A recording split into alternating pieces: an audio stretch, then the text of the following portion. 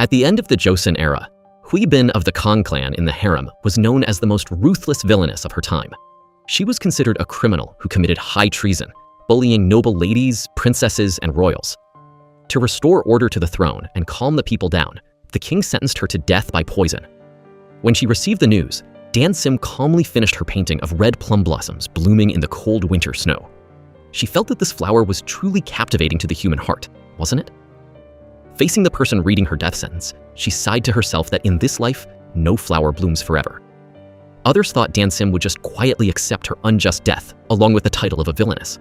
But since she wasn't a villainess at all, she smashed the poison bowl right in front of those kissing up officials. A person who restored order and discipline in the harem was actually seen as a villainess. Second was the crime of daring to stand above the noble ladies despite her low birth. Or was it her crime of fighting for every breath to survive in a harem full of venomous snakes, just like those capitalist companies? It was an era so rotten that right and wrong were completely flipped. She would never bow down to any Nebo babies. Whatever bowl of poison they brought up, she knocked it right out of their hands. Dan Sim was so stubborn that it took 5 maids surrounding her to force the poison down her throat. Right as she drank the poison, a huge storm rolled in with loud thunder and lightning. A nearby shaman was holding a ritual right when Dan Sim was drinking the poison. This shaman claimed that the rain was a sign of heaven's will.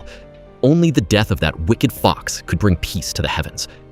The people's hearts were comforted, which was why the rain fell. However, things played out in a way nobody could have ever expected. The sky stopped raining. Instead, it started snowing, right in the middle of a hot summer, along with a solar eclipse. Dan Sim couldn't accept her fate, given how she had fought for every breath and put in every little effort just to survive.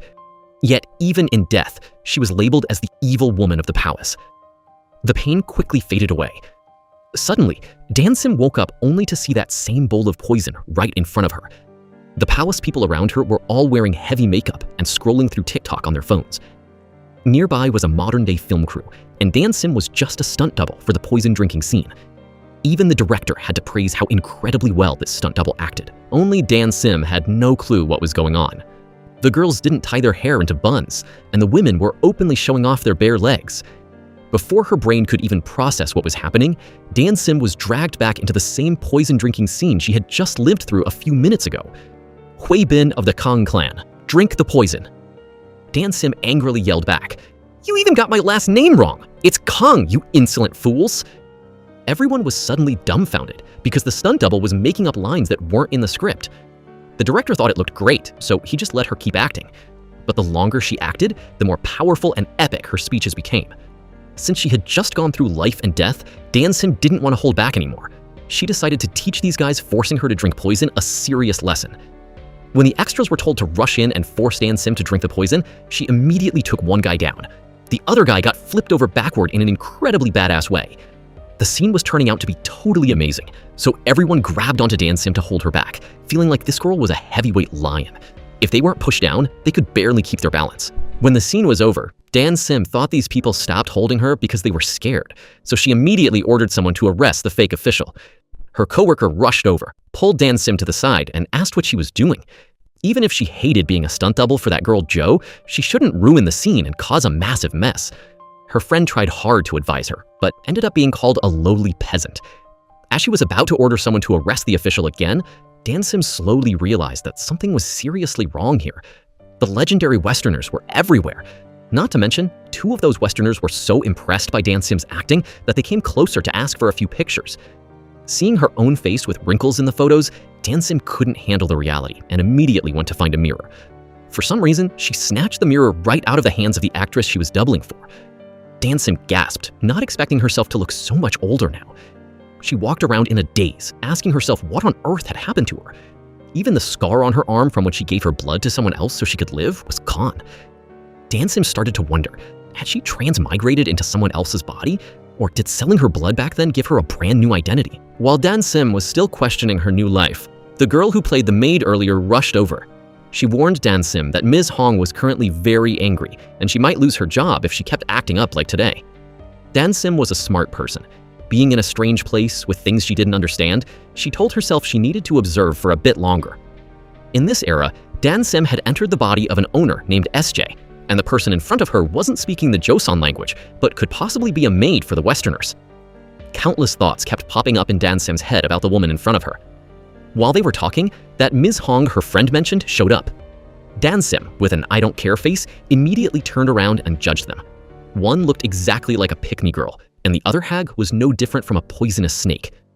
With her sharp, observant eyes, just looking at the features on Ms. Hong's face was enough for Dan-sim to know this was an arrogant person who loved scolding subordinates and oppressing the weak.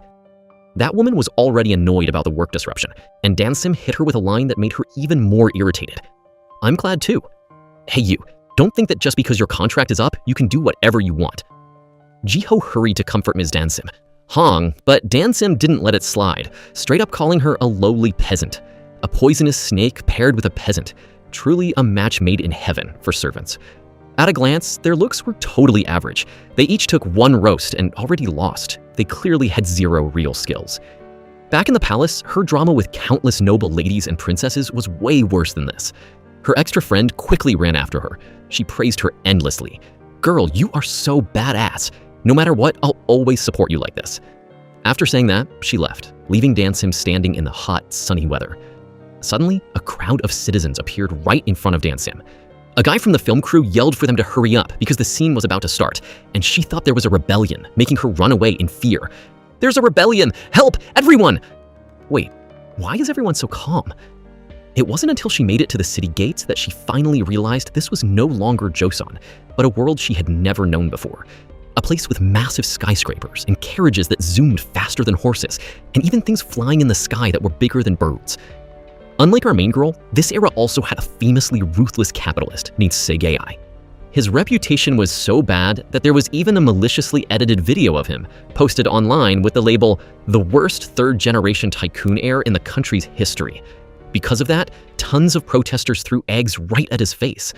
The thing is, he had personal bodyguards who were already used to this kind of stuff. More importantly, this ruthless butcher of the mergers and acquisitions world was getting ready to buy out a company. The meeting between the two sides took place in a room at a top-tier fancy restaurant, with him carrying endless nicknames: a vampire, a money grubber, and a monster of capitalism. Seiji bought out the company of the guy who once cost him billions of won for just 6 billion. Seiji gave him a chance to repent, but this clueless old man, seeing the buyout price was too low, immediately tore up the contract. Knowing for sure he would do that, Seiji started spilling all of the old man's dirty, illegal business secrets, forcing him to sell for 6 billion. This old guy still refused, so Seiji had to prepare an announcement stating that his company would go bankrupt due to the side effects of their products. The only catch was that the number wasn't 6 billion won anymore, but dropped to just 3 billion on a brand new contract. For every few seconds that passed, he was tossing a few billion right out the window, seeing himself backed into a corner where not signing meant losing everything.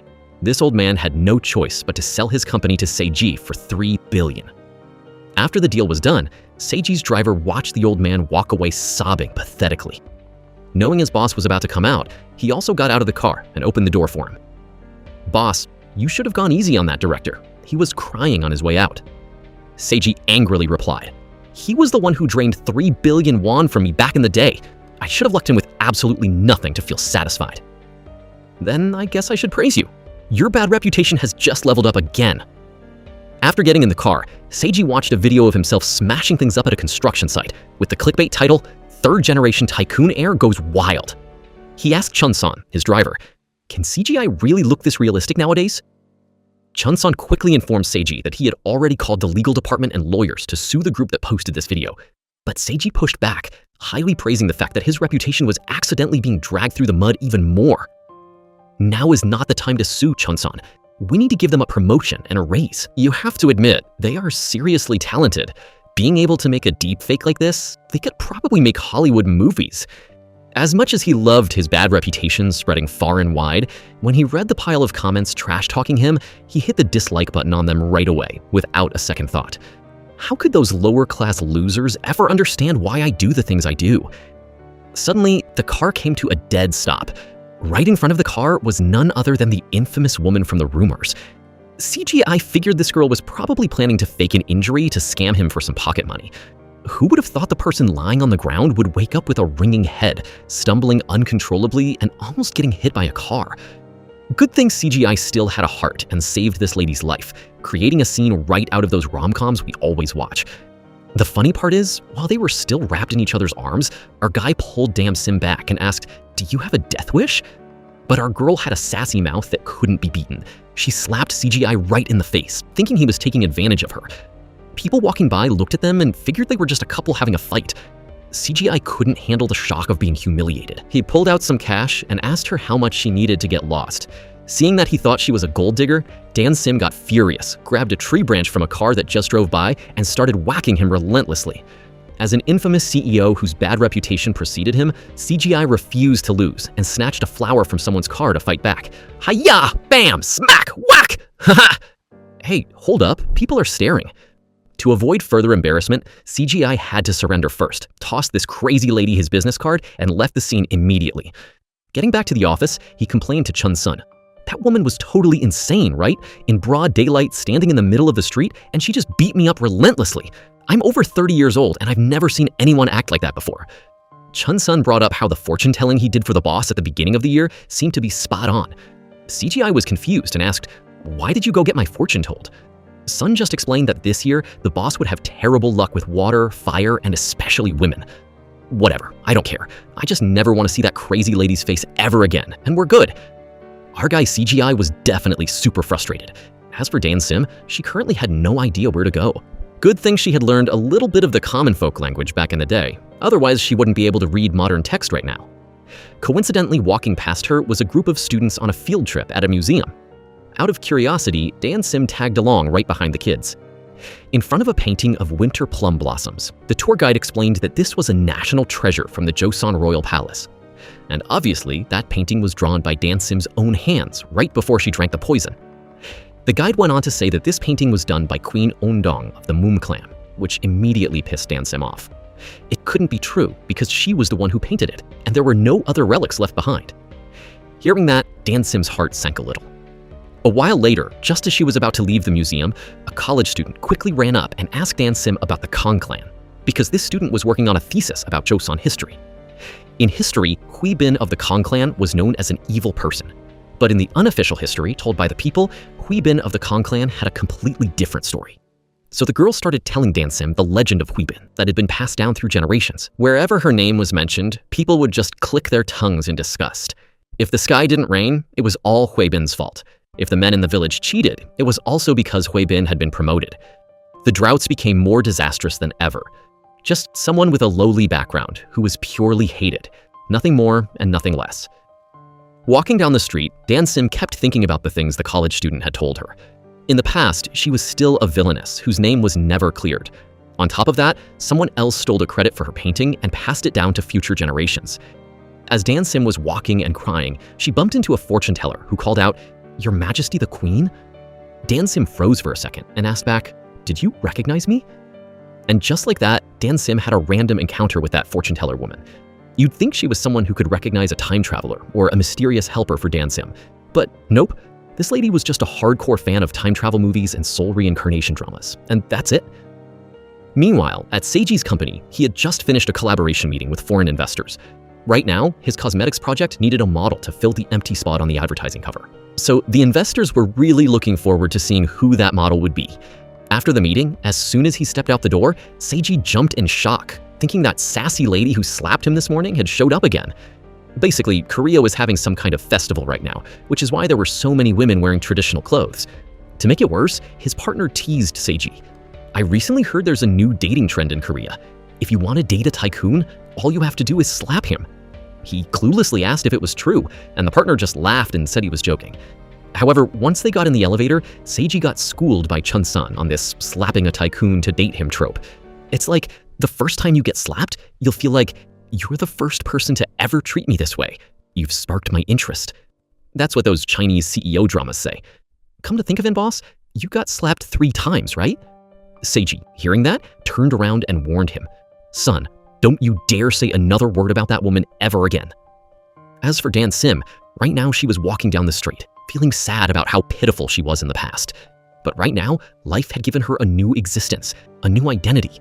This wasn't a punishment, it was a second chance to turn her life around. From here on out, she decided she was going to live a great life.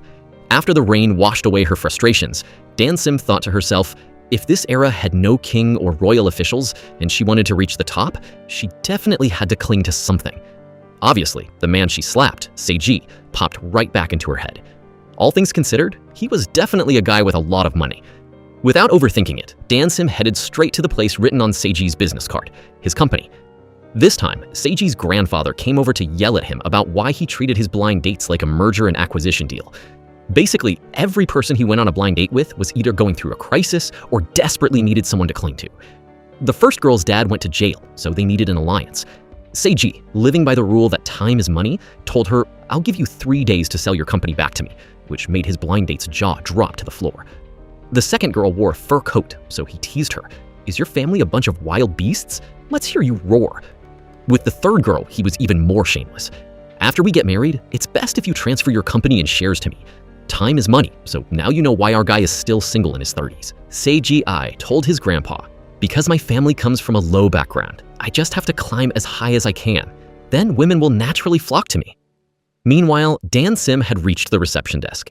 She tried asking the receptionist where she could meet the CEO. The receptionist asked if she had an appointment.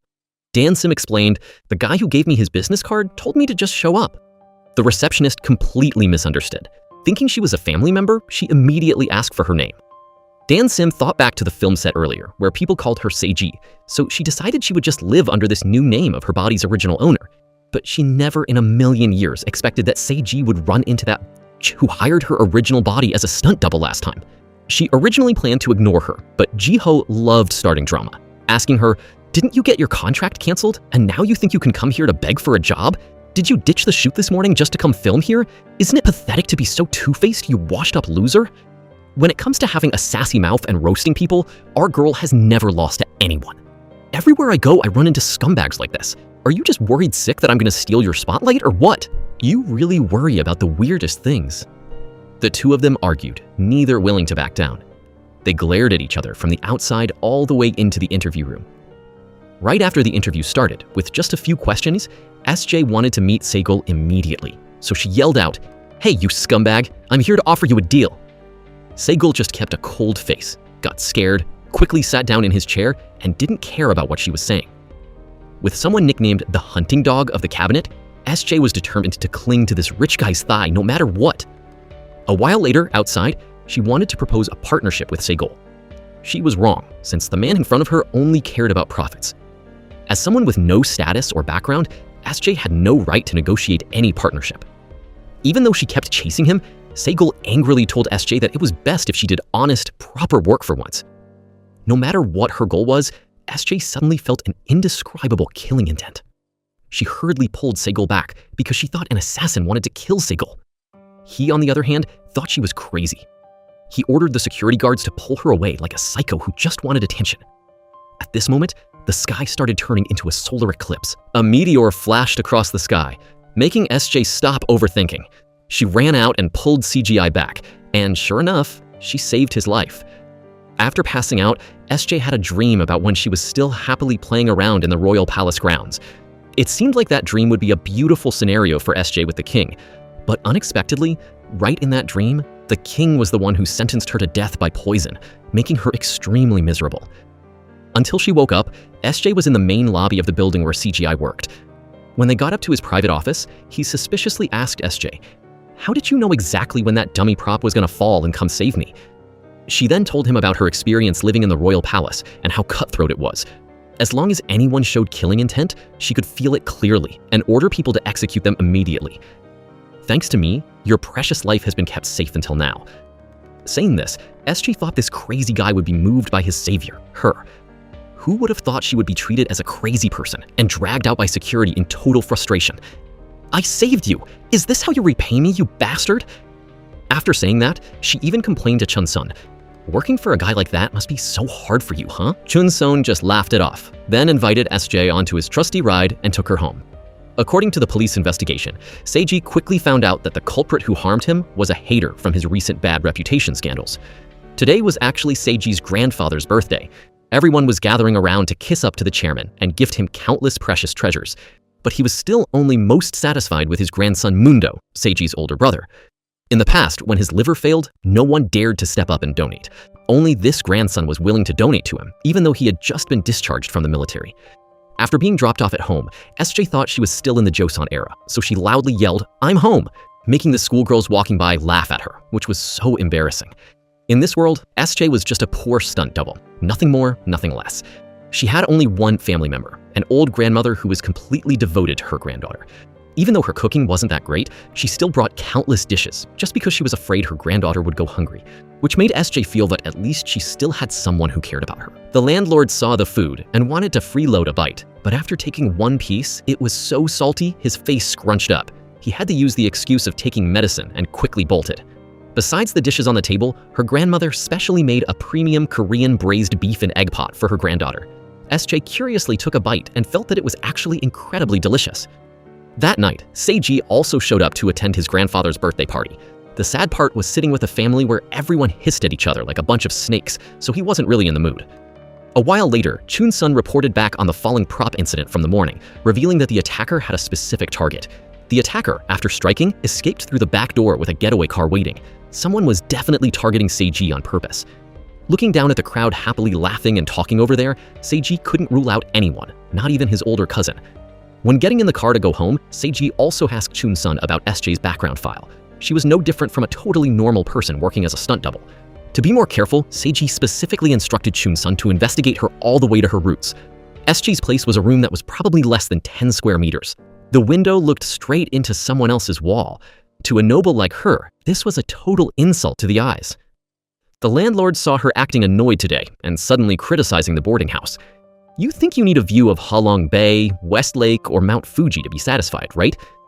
Suddenly remembering that the original owner of this body was totally dead broke, she just sadly went into her room and sat down. The boarding house room's soundproofing was just terribly bad. As an originally noble concubine in the palace, Shinji caused another huge uproar in the boarding house just because of the noise from the next room. It was late at night, but Shinji kept mumbling to herself, which made the guy in the next room unable to sleep, so he came over to confront her. The two of them argued back and forth, and since the room's soundproofing was already bad, everyone ended up eavesdropping on the drama. After teaching the guy next door a lesson with hard facts, Shinji went back to her room, stared at the nightlight, and started remembering that year when she was still a lowly courtmaid studying at the Royal Academy. Because she couldn't stand the personalities of those noble ladies, she ended up offending that crowd a bit. As a result, Shinji was restrained by them and thrown into a wooden barrel near the lake. Throughout all the time she cried for help, nobody heard SJ's calls at all. Thinking back to that scene, it was truly nostalgic. It's just that SJ didn't know that when she was screaming for help, there was actually a young nobleman right there who heard her voice. Coincidentally, that was Seiji's past life. Instead of time traveling, he was reincarnated into the future world and became a CEO with an infamous bad reputation. SJ was currently digging through all of the original owner's stuff to see if there was anything useful. There was no money and no jewelry either. There was a diary where the original SJ had written down everything about herself from her life up until now. She then found out that the original owner was just a nobody, having zero connection to anything called outstanding talent, only able to work as a stunt double for others to freely torment. Whatever extra money she made, she sent a portion back to her grandmother so she wouldn't worry. However, acting was always a struggle for the original owner, so she couldn't achieve her dream while her grandmother was still alive right now. Probably because the pressure was too much, she passed away, allowing SJ to transmigrate into this pitiful body. Thinking back to having a grandmother who cared for her endlessly in this world, SJ decided that this time she had to live a truly worthy life. Even if she had to roll around in the dirt, being alive was definitely better than dying unjustly like in her past life.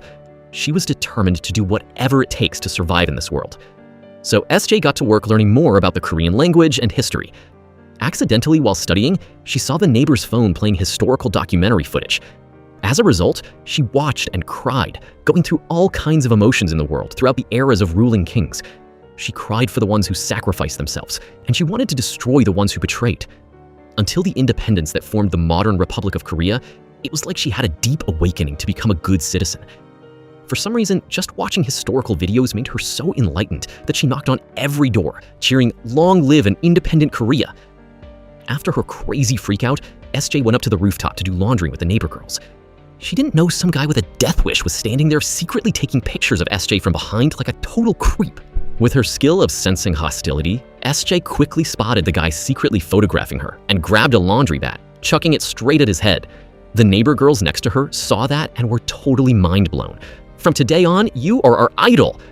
By noon, that clueless neighbor guy stole SJ's food, even though she stuck a warning note saying, "Touch this and you're a bitch." He was still clueless, figuring he'd just eat a little bit and it would be fine. As a result, he was caught red-handed by SJ, right on the spot. At the same time, this made the other people in the boarding house realize something. So this guy was the one who always sneaked bites of other people's food. Once again, she became the boarding house hero in the eyes of the girls. As for Seiji, he was currently having a meetup with his best friend. He vented and told him about the unlucky things he had run into lately. "There's this girl who claims to be a hero who can protect me. I don't know if she has some mental issues or what." But Seiji didn't know that he was constantly being watched everywhere he went. After finishing her meal, SJ decided that today she had to cling to that rich guy as soon as possible. But she had barely been snooping around the company for long before she got handcuffed by the security guards. She talked endlessly about her worth and how she could be Seigai's lucky charm, but he didn't care at all, just having the guards drag this crazy lady out. More surprisingly, when he got the report from his assistant, Chun-sun, he found out that SJ's resume was unbelievably trash. Other than being a famous child actor when she was a few years old, she had zero standout achievements up until now. She was just a no-name, third-rate stunt double. The assistant specially noted, "Her intention to protect you is probably way more genuine than that bunch of venomous snakes." Because she was so frustrated, SJ went to meet that time travel drama-obsessed fortune teller from the other day to pour her heart out and blow off some steam. The only problem was, that lady only cared about the stock market's red and green charts and what the prices were today. After talking for a while, it ultimately came down to her lacking money. SJ asked, "Do you have 50 million? Let me borrow it real quick. I've only been in this world for a few days. You open your mouth and ask for a huge chunk of cash. Why don't you just sell me to Cambodia while you're at it?" Even so, the fortune teller lady still pulled out some cash and handed it to SJ. But right as she handed it over, the lady realized she gave her the biggest bill. And by the time she wanted it back, it was too late. SJ thanked her. "I'll make really good use of this." By nightfall, Seiji's conversation from this morning had been entirely recorded by a bug planted in his best friend's room. Indeed, the recent things happening to Seiji were definitely all orchestrated and set up by this older brother to harm him. Back at the film crew that hired SJ as a stunt double the other day, this director was a true capitalist who specialized in dodging employees' paychecks, just like my boss. He forced this cameraman to stick to him 24/7, to the point where the guy got so frustrated he trashed his boss to his girlfriend. Then he accidentally cussed out his boss right to his face, just because he was called out for zoning out. Unable to handle the intense pressure, he decided to show up the very next day in front of a huge building where tons of people were passing by. He exposed that capitalist director for refusing to pay the stunt double, as well as himself. On top of that, he uploaded the raw, unedited video of SJ's epic scene online. After that, those video clips were picked up by a YouTuber and completely blew up all over social media. The Soon-Jae meme phenomenon became incredibly famous, with her face photoshopped all over the place. "How dare you speak such nonsense? Nonsense! Nonsense! Nonsense! Nonsense!" Because she got so famous, that accidental fame also reached CGI's company. The higher-ups believed that if they could use this face to promote their upcoming product, it would definitely make their upcoming launch explode in popularity. Meanwhile, Soon-Jae still had no idea how famous she had become. Clutching the 50,000 won she had just snatched from the fortune teller, she went to buy some snacks at the food street. Looking at a pastry that didn't exist in her past life, she took a bite and instantly tasted a vast, fragrant aroma of wheat. She decided that today, if she didn't eat this whole market to the ground, she wouldn't go home. Everywhere she went, she had to get a skewer, a packet, a cup, or a bite. Truly, nothing beats this modern world. A world full of delicious food is absolutely worth living in. And just like that, in no time, she burned through the entire 50,000 won on yummy food. But Soon-Jae also quickly realized her problem. No matter what era it is, having no money definitely means starving to death. She decided she had to go find some job just to fill her stomach first. The hard part was that with her sassy royal concubine attitude, everywhere she went, she acted all cocky and arrogant. So as a result, not a single soul hired her. Until she got back to the boarding house, she bumped into that guy who always stole her food from the fridge. He sarcastically said, "With a boomer attitude like yours, it's no wonder nowhere hired you." Suddenly, the guy hurriedly ran off somewhere. Soon-Jae, as if smelling some free perks, immediately ran after him. A moment later, she found herself sitting with that freeloading guy in a live broadcast, where they were advertising some incredibly delicious summer instant foods. Soon-Jae realized that getting a few meals freeloaded wasn't a big deal at all, because here, she was getting paid to eat. This guy was clearly her lucky guardian angel. As for Seiji, ever since he found out about Sunjae's mean fever that was still blowing up after 2 weeks, he immediately ordered Chun-san to drag that lady back here. Before, he thought she was just a crazy person, never expecting that one day she would become such an uncut gem like this. And it's not like Sunjae was talentless either. With all the skills she had from her past life, any show that Sunjae appeared on became a massive hit, drawing in customers and always selling out completely. This time, SJ had an overtime promo shoot where the company reps negotiated with her, wanting her to advertise just one more show, saying they would be super grateful. As someone with a strict no overtime rule like SJ, she instantly rejected it, unless they paid her more. Exactly, the more money, the better. Because SJ's reputation was so huge, the brand had to agree to increase her rate by 7 times for this promotion. This time, the show introduced a medicinal drink made from black vines. This drink is very good for your blood flow and great for your body. At least, that's what the show host said. But when that medicinal drink was poured into the bowl, a familiar scent hit SJ's nose because it smelled exactly like the poison that took her life in her past life. SJ immediately ran away in fear, totally ruining this broadcast. That manager who was just begging her earlier now completely flipped on her since she ruined the job, calling SJ a lowly peasant. He even wanted to get physical and beat SJ up. Good thing her body was quick enough to slap him right in the face. That guy wanted to hit her back, but coincidentally, that scumbag arrived just in time to pin the bully down to taste the dirt. Turns out he had accidentally seen SJ's billboards. CGI then rushed over to this place to find her for a collaboration. Before one fear faded, another fear arrived. Seiji's older brother, Mundo, also came to this place to meet Seiji, and that face exactly matched her past life enemy, who ordered her to be poisoned, the evil king who made Suji die unjustly, without a chance to complain. She was so terrified, she bolted up to the rooftop to hide, making Seiji curiously run after her, asking, "What are you doing?" That older brother Mundo kept chasing after them, making Suji decide to ask Seiji for a favor, using him as a meat shield so she could ease her fear of that evil ruler who harmed her. Yet she didn't know that the guy she was hugging right now was the exact same person from her past life who saved her from being locked in a wooden barrel by those noble ladies back in the day. Seiji was stunned and tried to pry Dan Sim off, but she held on tight as a rock, refusing to let go. This exact scene happened to catch Mundo's eye. Even though he couldn't see the girl's face clearly, he was pretty intrigued. "So you hid up here from me just to have a secret date?"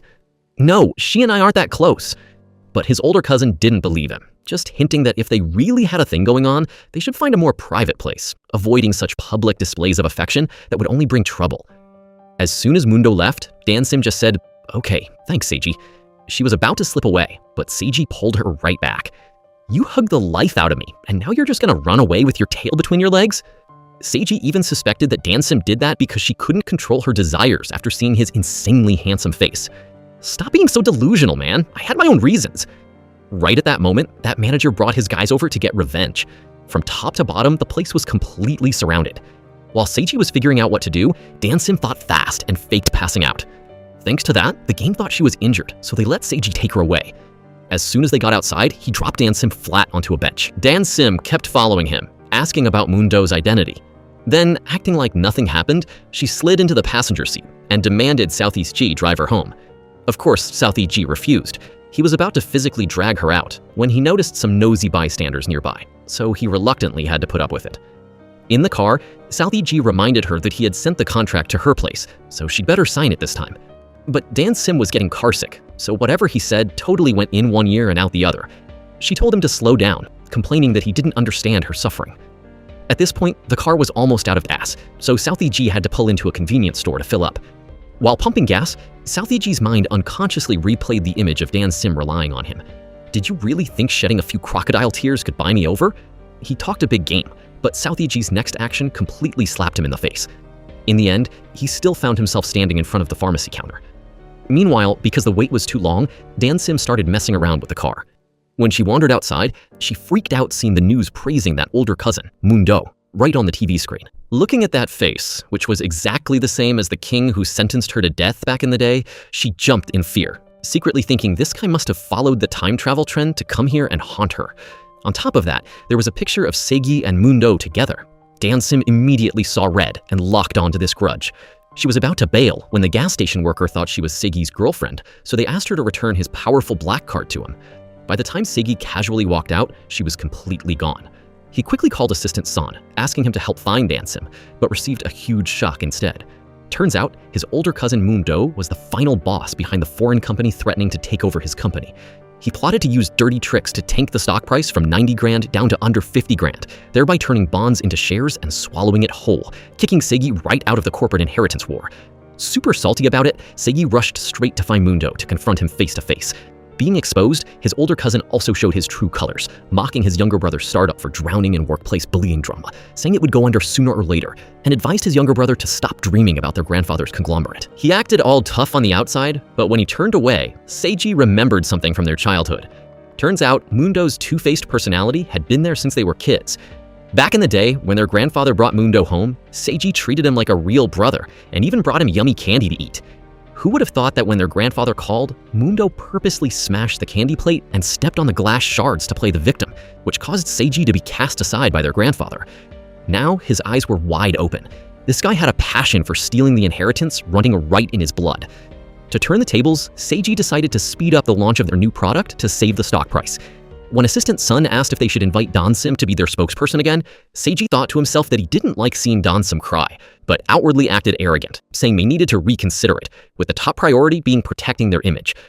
Wandering around from morning till night, Don Sim's stomach started protesting. She stopped by to buy some pastries, but didn't have enough cash. The sharp-eyed store owner noticed the card in her hand and enthusiastically motioned for her to pay with it. For the first time, her eyes were opened. Turns out you can buy stuff without actually needing physical money. Excited, Dan Sim ordered a whole mountain of extra food. At the same time, Seiji had just finished showering when he started getting non-stop notifications. He checked them. Charges for twisted donuts, lollipops. Immediately, Seiji called Assistant Sun to interrogate him. Assistant Sun apologetically said he would handle it right away, but Seiji changed his mind. He wanted Dan Sim's address so he could deal with it himself. As for Dan Sim, she was happily carrying a massive bag of food when she ran right into the four-eyed guy arguing with his girlfriend. Guangnam didn't say a word, just dumped out all the stuff inside the bag and threw the bag away.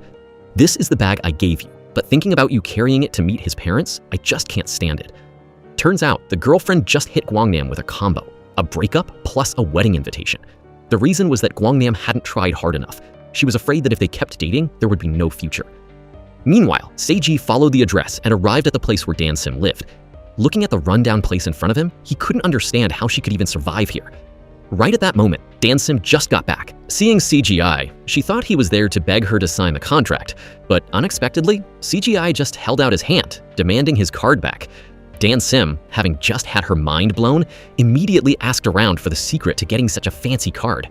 CGI was speechless, muttering that since Dan Sim hit the criteria of having absolutely nothing, how could she ever reach this level? Looking at her pile of cheap snacks, the boss acted all disgusted and told her to go find a proper job. But for Dan Sim, it went in one ear and out the other, because her soul had already been snatched away by the smell of grilled meat nearby. Under the sparkling, hopeful eyes of the beauty, the CEO had no choice but to bite the bullet and treat her to a massive beef barbecue feast. While eating, the two of them bickered back and forth. Dan Sim remembered messing around in CGI's car this morning, and the radio mentioned beef. She decided that it was probably her destiny to eat it today. So, I guess I'm not part of that destiny, huh? Realizing he just slipped up, CGI quickly explained that they had bumped into each other so many times by chance, yet Dan Sim never repaid his kindness. Who would have thought Dan Sim snapped right back, complaining that if she hadn't run into CGI today, that bonus money would have been in her hands. After eating and drinking her fill, Don Sim looked super happy, while CJ stared wide-eyed at her terrifying appetite. On top of that, Don Sim boldly declared that out of respect for him buying her a good meal, she would seriously think about the contract. Dealing with this overly confident case, CJ just gave up, turned right around, got in his car, and left. Even so, you can't bite the hand that feeds you. After that barbecue feast, Don Sim had already started catching feelings for him. On the drive home, CJ glanced at the random pack of motion sickness pills, his mind drifting back to that weird girl. Annoyed, he randomly turned on some upbeat music to clear his head, but unexpectedly hit a super cheesy love song. Knowing how to love someone, knowing how to love you. What the heck? What's wrong with the radio today? At the same time back home, Don Sim's ears were being tortured by the whining and crying of Guangnam. She wanted to comfort Guangnam a bit, but who knew he would snap at her? What do you even know about love? Me? I don't know about love? Those words made Don Sim remember her past. Back then, an arm pulled her out of the cage. That person was none other than the first prince. Remembering her savior's grace, as well as holding a grudge against the group that did her dirty, that night, Don Sim sneaked into the royal bedchamber. Unfortunately, she got caught red-handed halfway through. Even more bitterly, that person was actually her savior. At first, the first prince was cautious, but when he clearly saw Dansim's face, he immediately concluded she was framed and stopped giving her a hard time. Right while the two of them were talking, an arrow shot out from the side. Luckily, the first prince managed to pull Dansim away in time to dodge it. Later on, Dansim was assigned as a maid to serve the first prince. However, this guy had a serious hobby of cosplaying, wearing a blindfold all day long, so even if Dansim strained her eyes, she couldn't recognize him. Back in the present, Seiji was once again tortured by a dream. So the next day, he went back to see Dr. Sanji-yu. But Sanji-yu didn't believe in past lives, concluding that it was just a signal from the universe reminding him to change himself. The next morning, the struggling duo, Dansim and Guangnam, dragged themselves out to the supermarket to work as promoters. But with her bottomless pit of a stomach, our girl casually cleaned out the entire tray of free samples meant for customers. Getting caught red-handed by the manager for the crime of hoarding food in her belly, Dansim was immediately demoted and banished to the warehouse area to work as a porter. While she was panting heavily from moving boxes, Dansim glanced at the TV, playing a historical palace drama, right at the scene where Jihee, playing the queen, was throwing her weight around. Looking at the queen's figure on the screen, Dansim suddenly felt a surge of fighting spirit and immediately found her life's calling. As luck would have it, over at BO Day, they had just finalized the vote for their brand model. Dansim barely beat Jihee with a score of 52-48. Seeing the boss looking at the results with a satisfied smile, Assistant San could already smell some romantic vibes in the air. After work in the afternoon, Dansim stood dazed in front of a giant screen showing a girl crying her heart out. Suddenly, tears started falling, and Dansim realized with a shock that the poor girl was the original owner of this body. Turns out in this life, Sayori was once a child star who dreamed of being a top-tier actress, but ended up fading away halfway through. While she was standing there dazed, someone recognized Sayori. In that moment, Dansim swore to herself that she would live a truly brilliant life, so her transmigration wasn't in vain, vowing to snatch back the spotlight and finish the original owner's dream. And her massive lifesaver right now was none other than CEO Segei. On his end, Segei had just finished drafting the contract when he got the deals on call from Dansim, saying she was at the front door of the company. Hanging up, Dansim fixed her hair, straightened her clothes, took a deep breath, and walked into the lobby full of energy. Ironically, before she could even show off her looks to the receptionist, she ran right into her enemies, Director Hong and the pick-me girl, Jihee. The two of them teamed up to roast her and tried to scare the rookie in every way possible. Miss Hong boldly declared that without her approval, Dansim shouldn't even dream of signing any contracts. As for Jihee, she smugly teased that for a newbie, just one contract violation scandal is enough to end a career. But since Dansim had the CEO backing her now, she totally ignored them, thinking to herself that she was busy with a date with the boss and didn't have time for an argument. Of course, Miss Hong wouldn't let Dansim leave and grabbed her arm. As a result, she got a bite from Dansim. Even Jihee, who came to help, got slapped. The two of them slapped each other back and forth, neither one backing down. Right at the critical moment, Seigi showed up just in time. Jihee recognized his elite background and quickly fake fell to play the victim. But bad luck for her, Seigi's radar only locked onto the bright red mark on Dansim's cheek. Miss Hong thought Mr. Cha was coming to do the right thing, so she was about to pull Dansim over to scold her. To her surprise, as soon as she heard those two words, Seigi, she stood frozen for 5 seconds, like her pressure points were hit. It turns out this tycoon guy was so crazy about Dansim that he threw money down to open an entire entertainment company just to bring her home.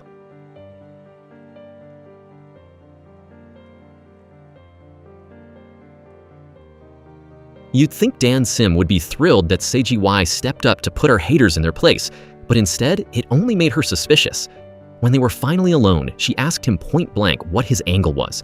After all, this was the same guy who used to run for the hills the second a contract was mentioned. Trying to play it cool and hide his true feelings like a classic chaebol, Seiji made up a flimsy excuse, claiming it was strictly an investment. Dansim bought it, mostly. Still, his arrogant, grumpy face was getting on her nerves. She teased him, saying he was probably in a bad mood because the curtains were blocking all the sunlight. But when she stood up to open them, Seiji panicked and blocked her. "What are you doing? What if someone sees us?" he stammered, their eyes locking from inches away. Flustered, Dansim awkwardly made an excuse and bolted. On her dreary walk home, she was suddenly ambushed by a stray puppy that clung to her like a burr. She knew exactly what those puppy dog eyes meant. It wanted to be adopted. But she could barely afford to feed herself, let alone a dog. Out of options, she tossed a rock into the distance to distract it and slipped away. Meanwhile, Guangnam had become hopelessly obsessed with the actress Daehee. He was fanboying so hard he couldn't eat, staying up all night just to binge her dramas.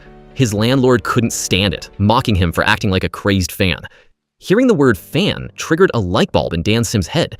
She remembered someone at her part-time job explaining that fans are people who secretly spend money on you, desperately want you to succeed, and protect you at all costs.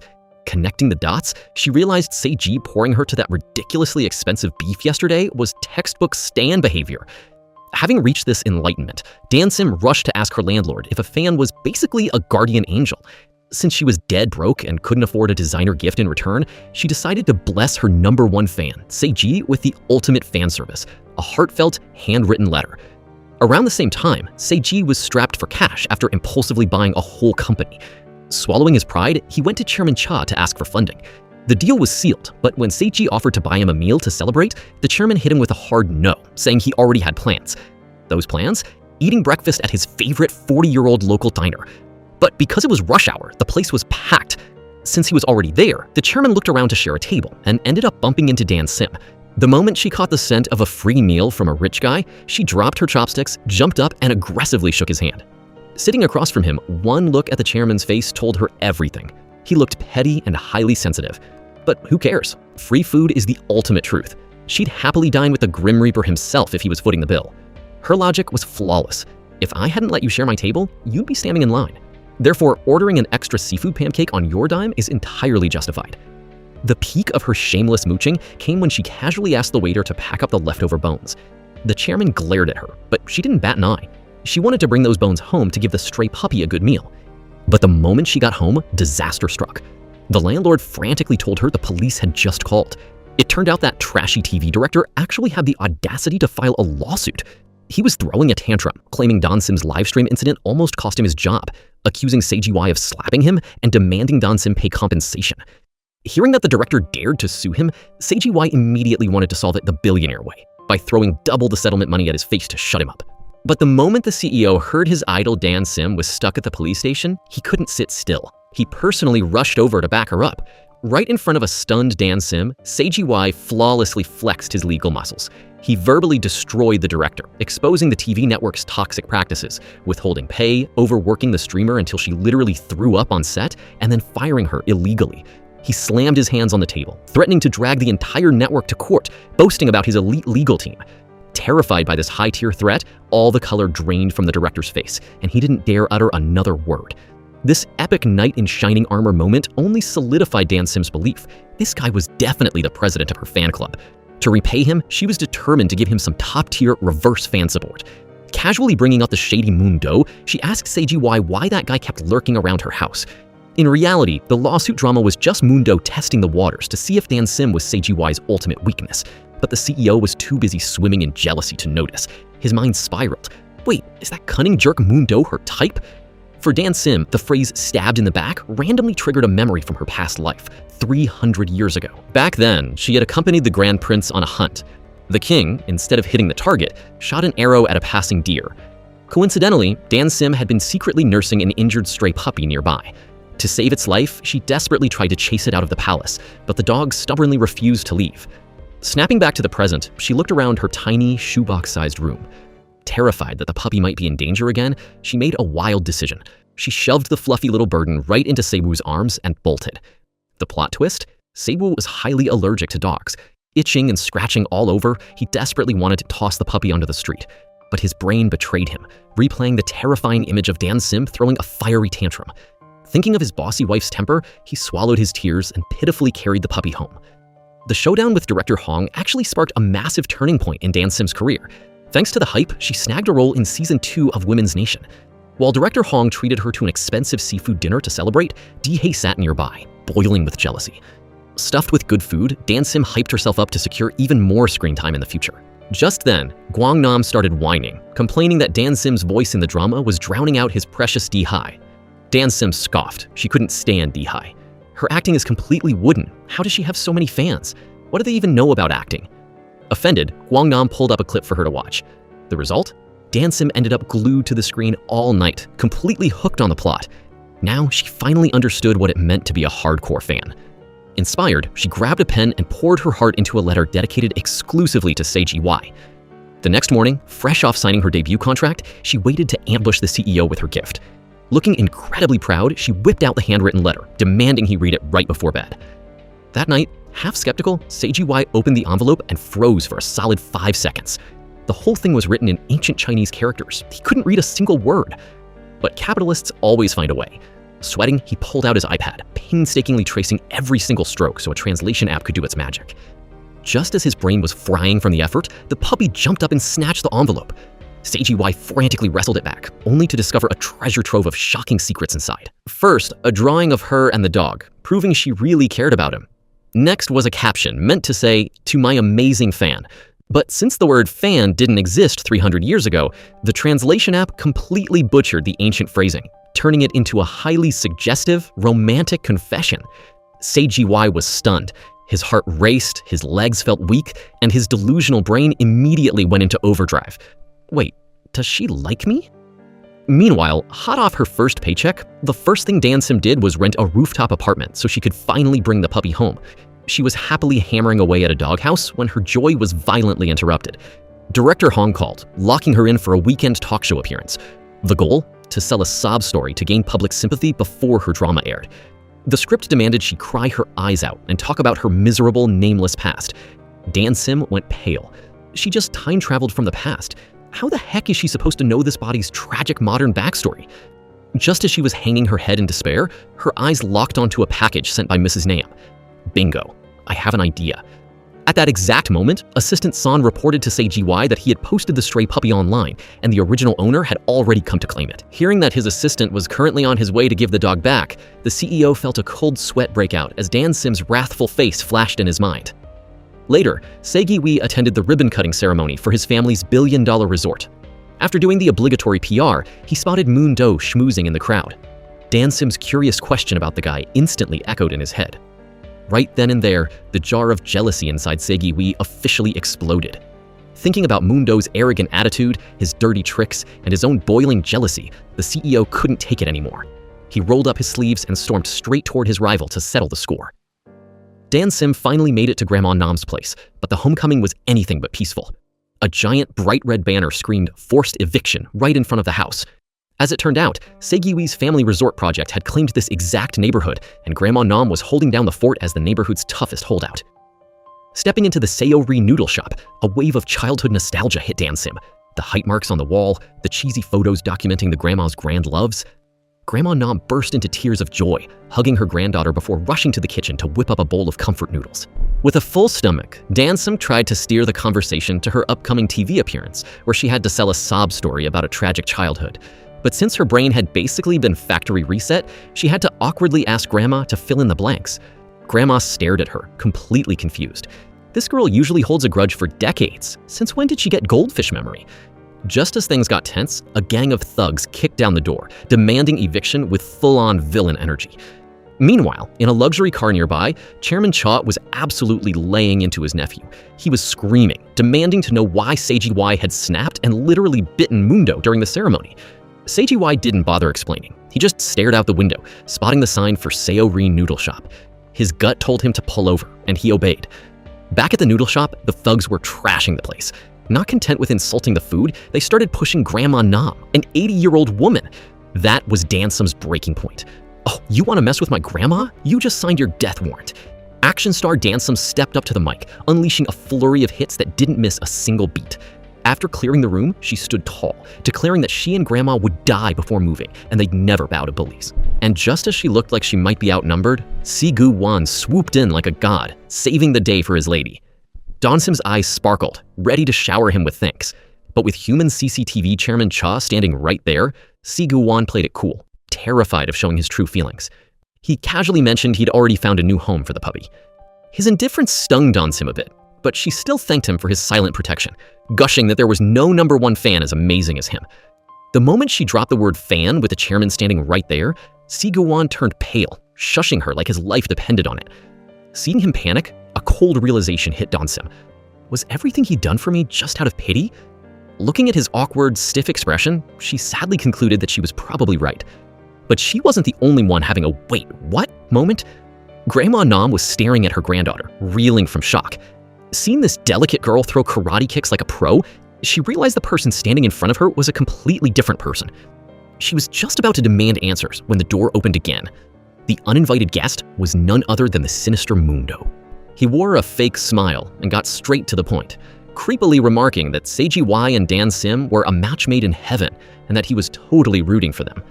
Dan Sim felt a chill run down her spine. The way this guy acted, his toxic nature, and even his smile, it was identical to the king from 300 years ago. Her past life memories flooded back. That day she was summoned to the royal quarters, tricked into drinking a soup that the king claimed was restorative, only to realize later that the meat inside was her own puppy. She had wanted to vomit, but in front of the king, that was a death sentence. She had swallowed her tears and her pride. On the long walk home, Dan Sim replayed those horror movie flashbacks over and over. Why am I always the pawn? Why am I always being used? Back in her room, looking at the empty dog crate, her frustration peaked. Thinking that her little puppy was never coming back, she broke down. Grabbing a stick, she smashed the crate to pieces, trying to beat away the pain. Just as Dan Sim hit her lowest point, Seiji Y showed up, completely unaware that Mundo was watching his every move through surveillance.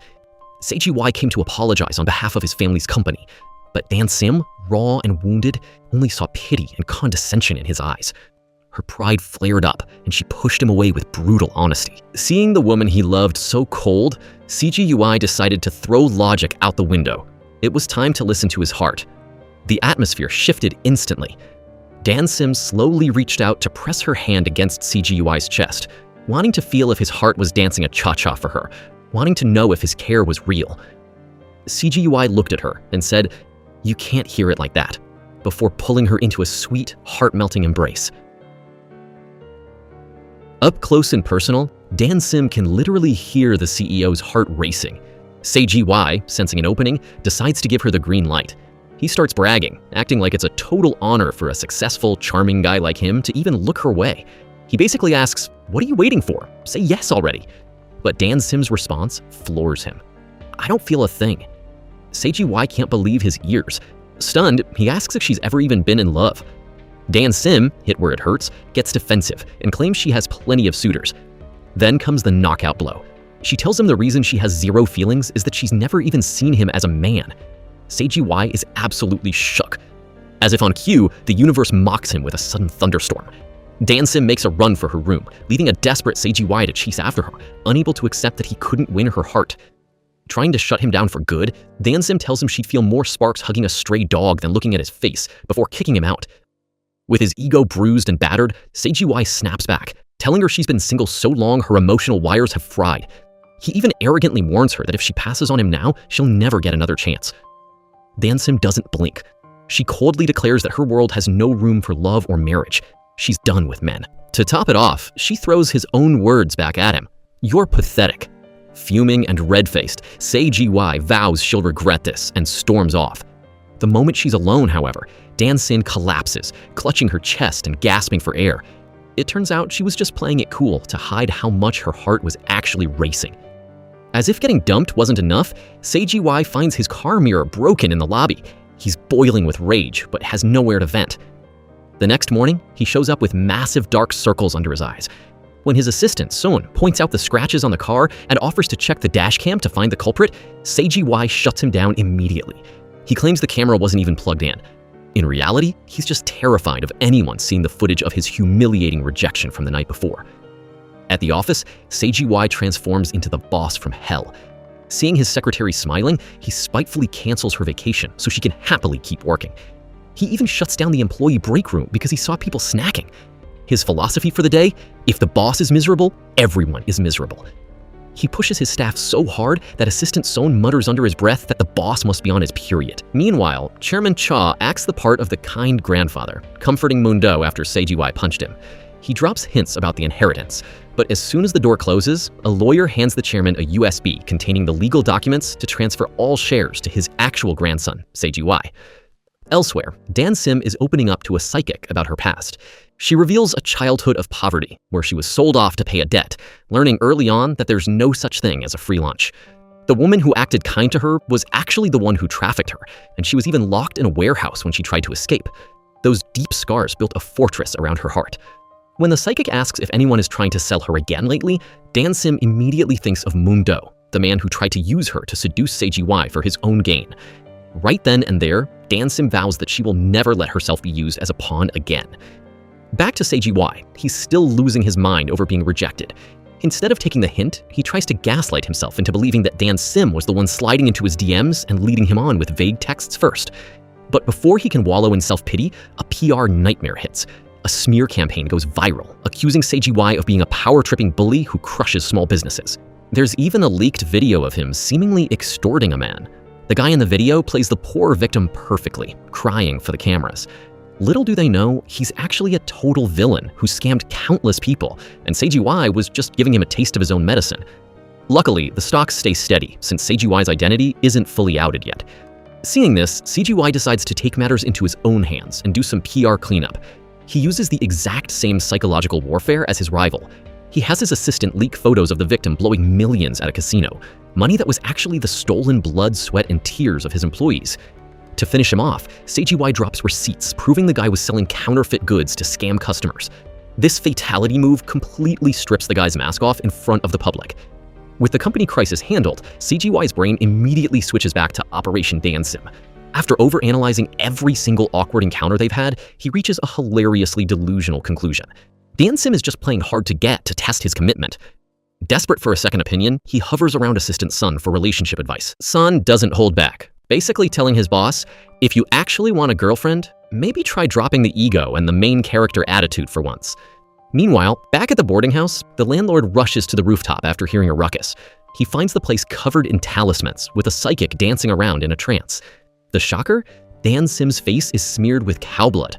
Turns out, she's performing an exorcism ritual to wash away the black cloud of bad luck that's been following her. Later, Dan Sim arrives on a film set, feeling a bit anxious. She calls Grandma Nam to check if the debt collectors are still causing trouble. Only when she hears that everything is quiet does she finally breathe a sigh of relief. Right then, Manager Hong swoops in to take all the credit, bragging about how she had to beg on her hands and knees to get Dan Sim this role. Before she can finish her humble brag, the lead actress, Dee Hai, struts over. She throws some serious shade, telling Dan Sim to stop being delusional and remember her place as a nobody. Across town, Seiji Y is busy shopping for designer labels. While walking, a girl accidentally bumps into him, spilling coffee all over his expensive shirt. She's apologetic and offers to pay for the dry cleaning, but Seiji Y, with his certified jerk personality, snaps at her, saying she couldn't afford the shirt even if she sold her house. In reality, he's only buying these flashy clothes to look fly for Dan Sim, hoping his looks will finally win her over. Back on set, Dan Sim tries to be helpful by pointing out a historical inaccuracy in a costume to the stylist. Unfortunately, this hits a nerve with the director. Dee Hai seizes the opportunity to play the pick-me girl, fake apologizing on Dan Sim's behalf while making sure everyone hears her loud whisper that Dan Sim only got the job through the back door. Just like that, the entire crew starts gossiping, shooting gyres at Dan Sim and assuming she used under-the-table methods to steal the role. Just as Dan Sim is about to blow a fuse from all the dirty water being thrown her way, the film crew's attitude pulls a total 180. Suddenly, everyone is all smiles and rainbows, thanking her for being so generous and buying drinks for the whole team. Dan Sim is standing there completely clueless, but here's the tea. Seiji Y made a major power move. He secretly sent a massive coffee truck to the set with Dan Sim's name plastered all over it, just to flex on anyone daring to look down on his girl. After that epic display of support, Seiji Y whisks Dan Sim away in his latest supercar. He takes a deep breath, musters up all his courage, and confesses his feelings again. He probably expected her to be moved to tears, but instead, she stone-cold tells him she's just not into him and hops out of the car. Despite the crushing rejection, Seiji Y still managed to shove a bouquet of roses into her hands. Afterward, he loses it on Assistant Sun, cussing him out for being a trash advisor and giving him such cliché romantic advice that led to an epic fail. As Seiji Y is driving away, bam, another car rear-ends him. Talk about a small world and bad luck, the driver is the same clumsy girl who spilled coffee on him at the shop. With his CEO-level IQ, Seiji Y immediately sees through the act. He knows she's a plant his grandfather sent to force him into an arranged marriage. That night, he lays his cards on the table with his grandpa, basically saying, I see right through your little games. But then, we get a glimpse into their past lives in the Joseon era. Dan Sim is quietly burying something, and Seiji Y happens to walk by. He teases her, asking if she's hiding treasure. But when he sees her devastated face, he realizes she's burying her pet dog. He immediately turns soft, facing the small grave and offering a sincere prayer for the pup to have a better life in the next world. He then comforts her with a bouquet of wildflowers. Back in the present, Dan Sim is actually blushing while looking at the roses Seiji Y gave her. Even though she's playing hard to get, it's clear she's starting to catch feelings for this handsome jerk. The plot thickens when Seiji Y goes to the hospital for his treatment, unaware that a nurse has tampered with his medication and texted a mysterious contact that the delivery is complete. The next day, the whole crew heads to the airport for a commercial shoot on an island. Dan Sim is hyped, even paying Guangdam out of her own pocket to come along as her survival expert. She's so excited, she doesn't even notice Seiji Y is on the same flight. Being a total newbie to flying, Dan Sim accidentally wanders into first class. It's only when Guangnam calls her out that she reluctantly heads back to economy. Suddenly, the captain's voice comes over the intercom. "Is there a doctor on board? We have a medical emergency." Armed with the traditional medical skills from her past life, Dan Sim doesn't hesitate to jump into action. She's shocked when she finds the passenger unconscious on the floor is none other than Seiji Y. She tries everything to wake him up, shaking him, splashing water on his face. Nothing works. Out of pure frustration, she starts a slap marathon on his face and even starts pulling his hair. Believe it or not, it works. Seiji Y opens his eyes, looking at her in a daze, and mutters, "You're poisonous. You're toxic," before passing out again. Dan Sim panics and starts shaking him like crazy. The flight attendants, terrified by her gangster-style CPR, rush in to pull her away so the medical team can use a defibrillator. In that life-or-death moment, Dan Sim is terrified of losing him. She lunges forward to grab his hand just as they fire the shocks and gets blasted by the electricity herself. After being literally fried, Seiji Y finally wakes up for real. And in that chaotic, high-voltage moment, Dan Sim finally has her epiphany. She's fallen for this foul-mouthed CEO, and there's no turning back now. She is officially simping hard. As soon as the plane landed, Dan Sim was carried straight into the hospital. At the same time, in the VIP room, a doctor was quietly reporting to Seiji that his blood contained dioxin. If used in an overdose, it would lead to cardiac arrest. After hearing this, Seiji had a vague idea of who was playing dirty with him. But grudges could wait. The beauty came first. He carefully instructed the doctor to take Dan Sim for an EEG and scan her from head to toe to make sure not a single hair was out of place. A moment later, Assistant Son rushed in to report that he had spent money on compensation and successfully hushed the passengers on the flight to keep the incident quiet. He advised his boss to report it to the police, as those people were bold enough to bribe a nurse, which was going too far. But Seiji acted cool about it, claiming that for someone of his status, being assassinated was normal. For all he knew, even his doctor friend might be in on it, so it was best to just take the money and shut up. Hearing this, Assistant Son argued that if they were looking for the most suspicious person, wouldn't it be that Dan Sim girl? Just look, since the moment she showed up, a whole combo of bad luck had hit. She was clearly a jinx sent from heaven. Seiji got defensive hearing his crush being criticized. He admitted the accident was Dan Sim's fault, but what did the rest of that mess have to do with her? He told Assistant Son to stop being so paranoid and then walked out in a huff. Right as he opened the door, he bumped into the very jinx who was looking for him. Meanwhile, the media was praising the resort project, making Mundo thrilled. He ordered the foundation to be finished within this year. An aunt smiled triumphantly, flattering him by saying that thanks to Mundo, the company was booming. Bored by the over-the-top flattery, Mundo received news about Seiji. The corner of his mouth involuntarily twitched upward. Back at the hospital, as soon as Dan Sim saw Seiji, she anxiously asked if he was hurt anywhere. Seiji went back to his grumbling ways, saying that because she was being nosy, he almost logged out for good. Dan Sim quickly said she just happened to be passing by. Seiji called her out, saying the VIP area and the emergency room were a world apart. Passing by what? You were worried about me, weren't you? Having her secret feelings called out, Dan Sim stuttered, making excuses that since he had so much money, if something happened to him, who would she have to rely on? Just as it was obvious they liked each other but were still acting shy, the doctor poked his head in to say Seiji could be discharged and casually mentioned the female patient he had asked to be cared for so carefully. Afraid his secret caring would be exposed, Seiji hurriedly pushed Dan Sim into the VIP room to hide her away. Stepping into the VIP room, Dan Sim mumbled about the hospital's class discrimination being no different from a plane ride. When Seiji wandered in, she chewed him out. No wonder people get healthy fast in a room as big as a palace, while I'm a patient too but got stuffed into a bed the size of a nostril. Getting annoyed, she turned on the huge TV and blasted the sound just to be spiteful. Seiji rushed over to grab the remote because it was deafening. Dan Sim wasn't about to lose. They wrestled for it, lost their balance, and both tumbled onto the sofa.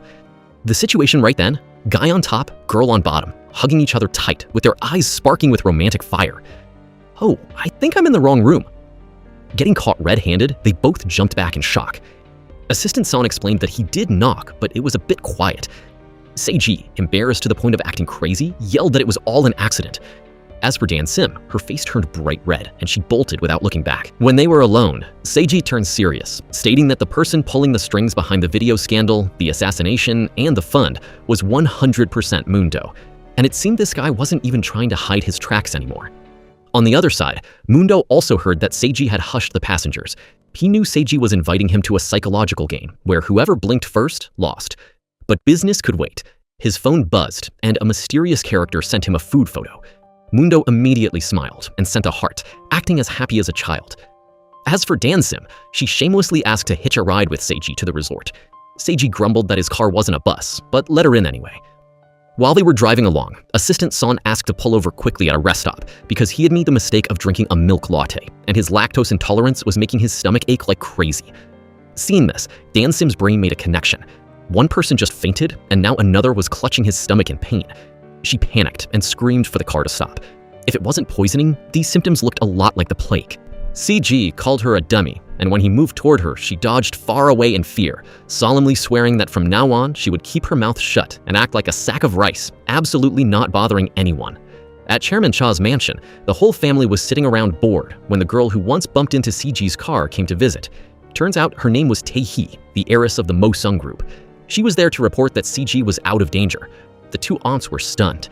They weren't shocked that their nephew survived, but shocked that this outsider had better information than the family members living there. Back in the car, Dan Sim sat as quiet as a mouse. This gave her time to piece everything together. CG was as healthy as an ox, but was being assassinated in broad daylight. Ultimately, that man with the exact same face as the king was the poison of his life. Looking at CG, Dan Sim suddenly felt that he was just as unlucky with the people around him as she was. Thinking out loud, she asked him if he was sure he wasn't poisoned. If it's not the plague and not poison, then what on earth is it? At the same time, the nurse who poisoned CG was secretly meeting Mundo to ask for a way out. He threw a stack of cash at her and told her to get out of the country fast. But as soon as she turned her back, Mundo coldly winked at his henchmen to prepare to send her to her grave to silence her for good. Arriving at Jeju Island, Seiji took Dan Sim to enjoy the sea breeze. He excitedly bragged that if business went well, he would buy a private island just for vacations. Hearing this, Dan Sim smiled brightly, whispering that this was the first time she had ever seen the ocean. She even naively tasted the seawater, only to realize it was incredibly salty. Looking at that pure, silly smile, Seiji's heart skipped a beat. In the evening, Jihee, who was also there on vacation, was sneakily following them when she caught Guangnam kindly dusting off Assistant Son's shoulder. Remembering a supercar had driven off earlier and Dan Sim had been given flowers, her brain made a quick connection, convinced that Guangnam was a rich chairman, posing as a wealthy guy in a supercar. So Jihee swished her way over to flirt with him.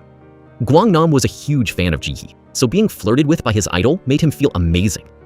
Meanwhile, Jihee kept brainwashing herself into thinking Guangnam's messy look was vintage elite style, while the harsh truth was that the guy was currently eating raw instant noodles to survive. The next morning, as soon as Dan Sim appeared on the set, she was all dolled up, making the whole crew gasp in admiration. However, the moment Seiji showed his face and saw his crush wearing a backless dress, his jealousy went wild. He immediately used his power to force her to change. When she changed into an outfit that showed her waist and shoulders, he again nitpicked, calling it cheap and tacky to force another change. By the fourth outfit, Dan Sim snapped, yelling straight at his face, "Am I a pet dog you bought? Are your eyes cursed or something? Why do you hate every outfit?" She even took off her shoe, intending to smack the boss right in the face. Miss Hong had to step in to mediate, revealing that Seiji was the one who personally signed off on these clothes. The boss argued back weakly, saying this outfit made Dan Sim stand out way too much. Manager Hong asked confusedly if she really stood out that much, and Seiji dropped a line that went straight to the heart. Then why is she the only one I can see right now? The whole crew had to swallow their bitterness and go change her clothes. Way off in the distance, Mundo's henchmen saw the boss throwing a tantrum and narcissistically thought their plan to mess things up was a huge success, happily reporting back to their master. In the afternoon, while Dan Sim was happily strolling around, she met an old man who asked for help finding his grandson who was lost in the forest. It wasn't until late at night that she still hadn't shown her face, and everyone started to panic. Assistant Sun advised his boss to stop making a scene, or the crew would act up again like they did during the strike this morning, and also reported that the investigation team had found the injured nurse and sent her to the emergency room. Right then, seeing a police car with sirens zooming past, Seigi's sixth sense kicked in. He rushed to check the cameras and discovered Dan Sim had led the old man straight into the forest. In the forest, Dan Sim started to smell something fishy when the old man said they were looking for a 6-year-old grandson, but looking at him, the old man was barely 55 himself. While she was confused, a resort employee came running over. Turns out the old man had dementia, so the old man was taken back, leaving Dan Sim abandoned and lost in the empty maple forest. Seigi ran like his life depended on it to find her. As soon as he saw her sitting there crying because she fell and scraped her hand, his heart broke, but his sassy mouth betrayed him, yelling at her, "Do you think you are a romance novel lead lost in a deep forest or what? You're usually so crafty, so why did you just follow anyone who led you today?" Dan Sim cried out of sadness and asked why he was yelling at her. Seiji felt guilty and quickly denied his own worry, making excuses that she was being reckless, being late, and acting like a heavyweight, holding everyone back. At this point, Dan Sim was deeply hurt. "I get it. Next time you see me anywhere, just ignore me. From now on, we are strangers." That night at the party, the two of them sat in separate corners, sulking. Thanks to her heroic deed of saving the man earlier, Dan Sim was given a bottle of wine by the resort staff. Being cheered on by everyone, she excitedly mixed a drink in Jotsan style, not forgetting to roast Seiji for having a low alcohol tolerance. Being provoked, Seiji got annoyed and chugged a whole glass. Dan Sim wasn't about to lose either, determined to go all out. The result was they were both wasted, and she passed out right in her chair. When she woke up, she saw Seiji was still sitting there, guarding her. Seeing her open her eyes, he again grumbled about her drinking habit. Dan Sim pretended to be drunk. Walking past a car, she shoved a rock she picked up from the road into his hand, calling it a farewell fee, and demanded he drive her to the top of a mountain to scream out loud to make her painful past disappear. Instead, Seiji drove straight to the beach and threw the rock away. She called him crazy, and he teased her back. "Consider that as the payment for driving you here. Got a problem?" While they were arguing so hard they were spitting, Dan Sim suddenly discovered something cool in the sea. The two of them rolled up their pants and waded across the shallow sand to a small island. Dan Sim looked at Seiji with understanding, asking, "You feel guilty about this afternoon, don't you? But it's okay. When people are scared, they tend to snap." Unexpectedly, Seiji grabbed her hand tight and dropped a direct confession bomb. "I don't feel guilty at all. If I could go back in time, I would still be that crazy guy running to find you, and I would still be just as cranky. No matter how disappointed you are, as long as you are safe, I'm at peace. I can't hold it back anymore. Now listen carefully. I'm about to do something, and if you want to run away, I'll give you 3 seconds." He started counting down, and just as he was about to lean down and seal the deal, Dan Sim jumped up in surprise. Her heart said yes, but her brain was loading 1,000 reasons why she shouldn't let her emotions go. Seiji felt dejected, his face falling as he turned to walk away. But in that very moment, Dan Sim reached out and grabbed the hem of his shirt. She realized that among 1,000 reasons to say no, just one reason to start was enough. The atmosphere suddenly paused for a beat, and then, under the faint moonlight, the two shared a passionate kiss, officially breaking the boundary of being strangers. In the past life, the first prince tried to act cool by giving Dan Sim a silver dagger as a follow-for-follow gift. Unexpectedly, she turned up her nose at it, complaining that usually people give food or drinks, so why give a weapon? She even said she'd just use it to peel chestnuts. Hearing this, the first prince stood there looking totally awkward. He had specifically prepared it so Dan Sim could protect herself, but this dense girl didn't get the hint at all. He wondered if she was trying to lecture him. "Aren't you scared of me?" Dan Sim just casually replied that she wasn't afraid of anyone. Then she got curious about why people spread such rumors about him. At that point, the first prince admitted he was the one behind his own hate clubs. From blind beast to ghost prince, he had made it all up to create a prickly barrier and keep people away. But now, Dan Sim knew every single one of his secrets. Hearing this, Dan Sim's face went pale, imagining herself getting erased. But the first prince just hinted that maybe his only friend might use that same dagger to stab him in the back later, so he had to be careful from now on. After dropping that suspicious line, he just turned and walked away. Back in the present, after the kiss, Dan Sim was blissfully moon-gazing, mumbling that she didn't know if it was because the moon was so magical or because of Seigai's arrogant mouth, but her memories were flooding back. Seigai started bragging about his killer voice, saying any girl who heard it would fall head over heels.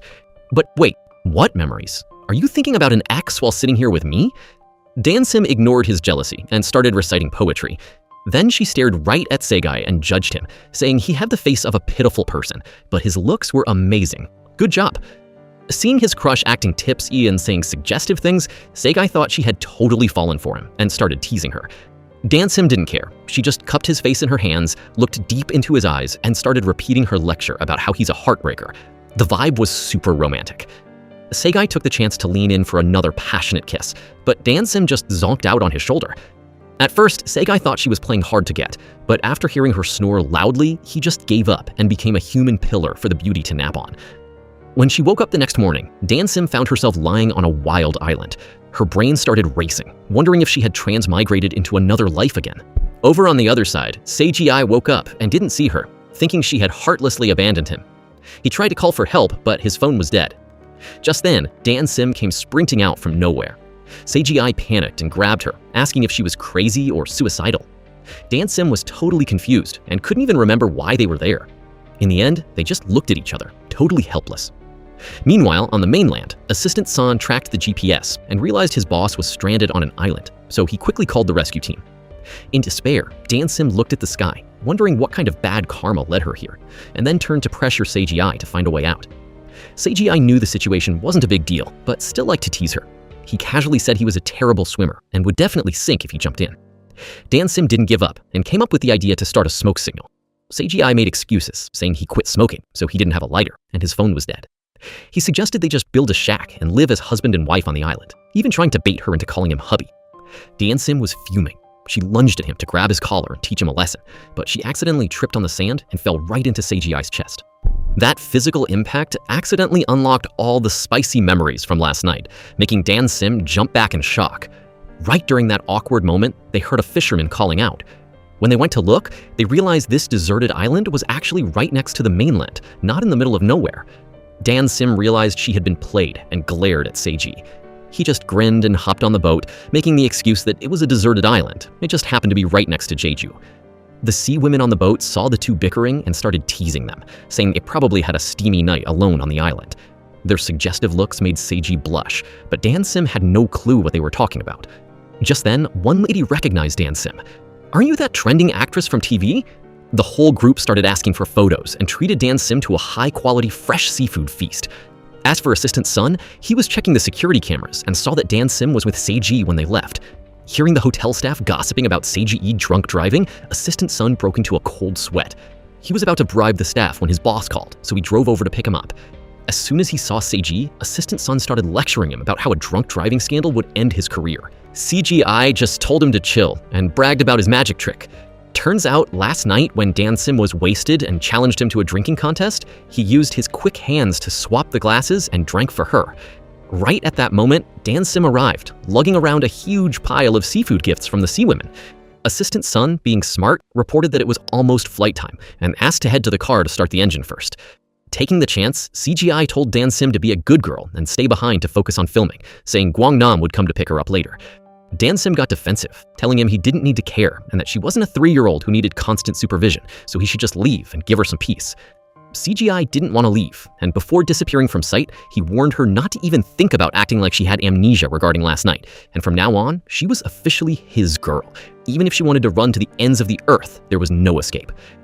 On his end, Mundo received a report from his henchman that the Mo-sung group had finally agreed to close the deal on the resort project. However, while talking to the young lady from that side, he learned that Taehi actually wanted to marry CGI because his I don't care attitude was just too interesting. But if this marriage alliance succeeded, it would crush his ambitions, so he couldn't just stand still. Mundo immediately ordered his men to go dig up the phone number of a VIP at Mo-sung to start a new scheme. At the same time, the Ants-in-Law squad was sitting around gossiping and trash-talking Taehi. The two of them judged the young heiress as a formidable monster. She built her own career abroad, had a massive profile, and possessed the exact kind of beauty that fit Chairman Cha's taste.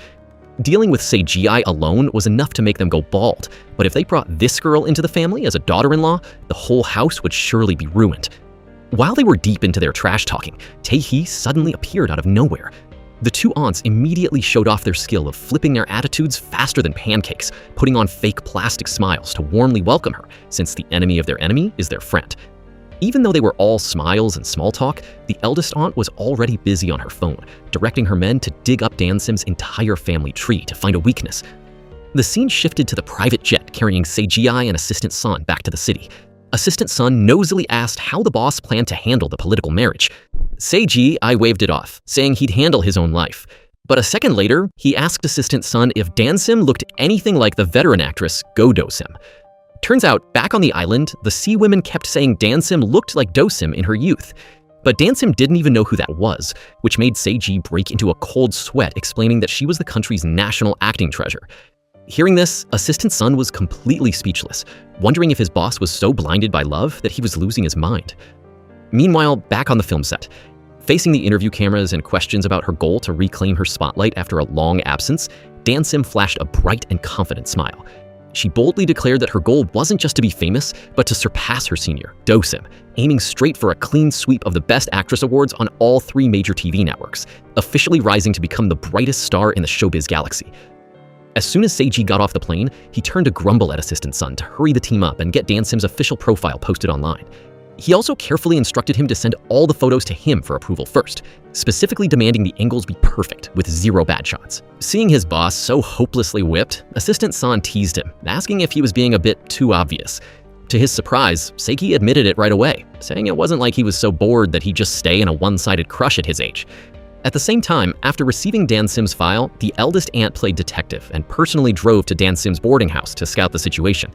Unfortunately, because she parked her car right in front of the gate for an hour, the landlord came out to kick her out. Thanks to this awkward interaction, the aunt found out that Dan Sim was just a tenant in a tiny rooftop room, not some rich lady. This meant Seiki hadn't thrown money at her for a house or anything yet. On the other hand, hearing that Chairman Cha was very determined to force Seiki into a done-deal marriage with the heiress Tae-hee, Mundo couldn't help but break into a cold sweat. While he was moping, a henchman ran in with news that Seiki's side had mobilized police to strictly guard the nurse's hospital room. Even though she was still unconscious, the risk of her waking up and exposing everything was very high. Mundo turned and yelled at his men for being so incredibly slow and sloppy. Meanwhile, Seiki personally went to the hospital to check the situation. Dr. Sun Ji-yu, who was with him, kept apologizing for the negligence at the clinic and advised Seiji to temporarily stop taking that medicine to save his own life. Late at night, Dan Sim and Guangnam lugged a huge pile of gifts back to the boarding house. Her mouth complained about how hard work was, but her heart was blooming. Dan Sim secretly pulled out 2 sea pebbles she picked up at the beach to admire them, then got lost in the memories of last night. Turns out when she leaned her head on Seiji's shoulder to sleep, she was just faking it because she was so embarrassed by the cheesy lines she had just blurted out.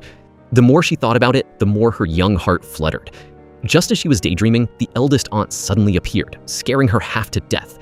As for Seiji, he was also sitting there, dazed, reminiscing about his own romantic moment. Suddenly, Tae-hee's number buzzed. The young heiress acted like they were super close, asking about his business trip and insisting on a meeting because she was near his house. Seiji, currently feeling extremely annoyed, dropped a cold truth bomb, exposing that she had sent people to investigate his entire background, address, and private number. He also drew a clear line, advising her that if she wanted to talk business, she should go find his grandfather, because he was just an outsider with no power. Finally, he demanded Tae-hee delete his number and declared that since the Mosung group had plenty of better partners, it was best for both sides to cancel the deal right there. On the other end, Tae-hee just replied with a single short word and hung up. Seiji breathed a sigh of relief, as if a weight had been lifted, certain that from now on, Dan Sim would have no reason to be jealous over nothing. Back at the boarding house, being interrogated relentlessly by the eldest aunt, Dan Sim irritably snapped back, saying if she wanted to know something, she should go ask her nephew. The fact that she came all the way to this rat hole to find her proved their relationship wasn't that strong either. Seeing that Dan Sim was a warrior when it came to back and forth arguing, the eldest aunt smiled meaningfully and pulled out a thick envelope, handing it to her. Seeing the stack of cash, the drama addict DNA in Dan Sim immediately kicked in. She thought to herself that this was definitely the legendary hush money envelope that rich mothers-in-law used to get rid of poor daughters-in-law. Thinking this, she sarcastically said this trick was for mothers-in-law, and she didn't expect the aunt to want in on the action too. The aunt didn't understand drama fan lingo and thought Dan Sim was a professional gold digger, so she praised her for being direct and not wasting time beating around the bush. As soon as she finished speaking, Dan Sim boldly declared that she would absolutely never break up with Seiji because she had already made deep vows of love. The aunt laughed triumphantly, saying if their feelings were that deep, she should just take the cash and try her best to stick to her nephew. In fact, it would be even better if she got pregnant. Hearing words full of exploitation and insult, Dan Sim's blood boiled. She stood straight up and yelled at the ant for coming all this way just to spit out trash. She firmly told her to learn how to be a proper adult first. Not satisfied with just yelling, Dan Sim grabbed a bag of super sticky malt candy and started pelting the ant with them, making her panic and run away while covering her head. But karma usually comes fast. As soon as she dragged herself down to the gate, the ant was in total shock because her supercar had vanished into thin air.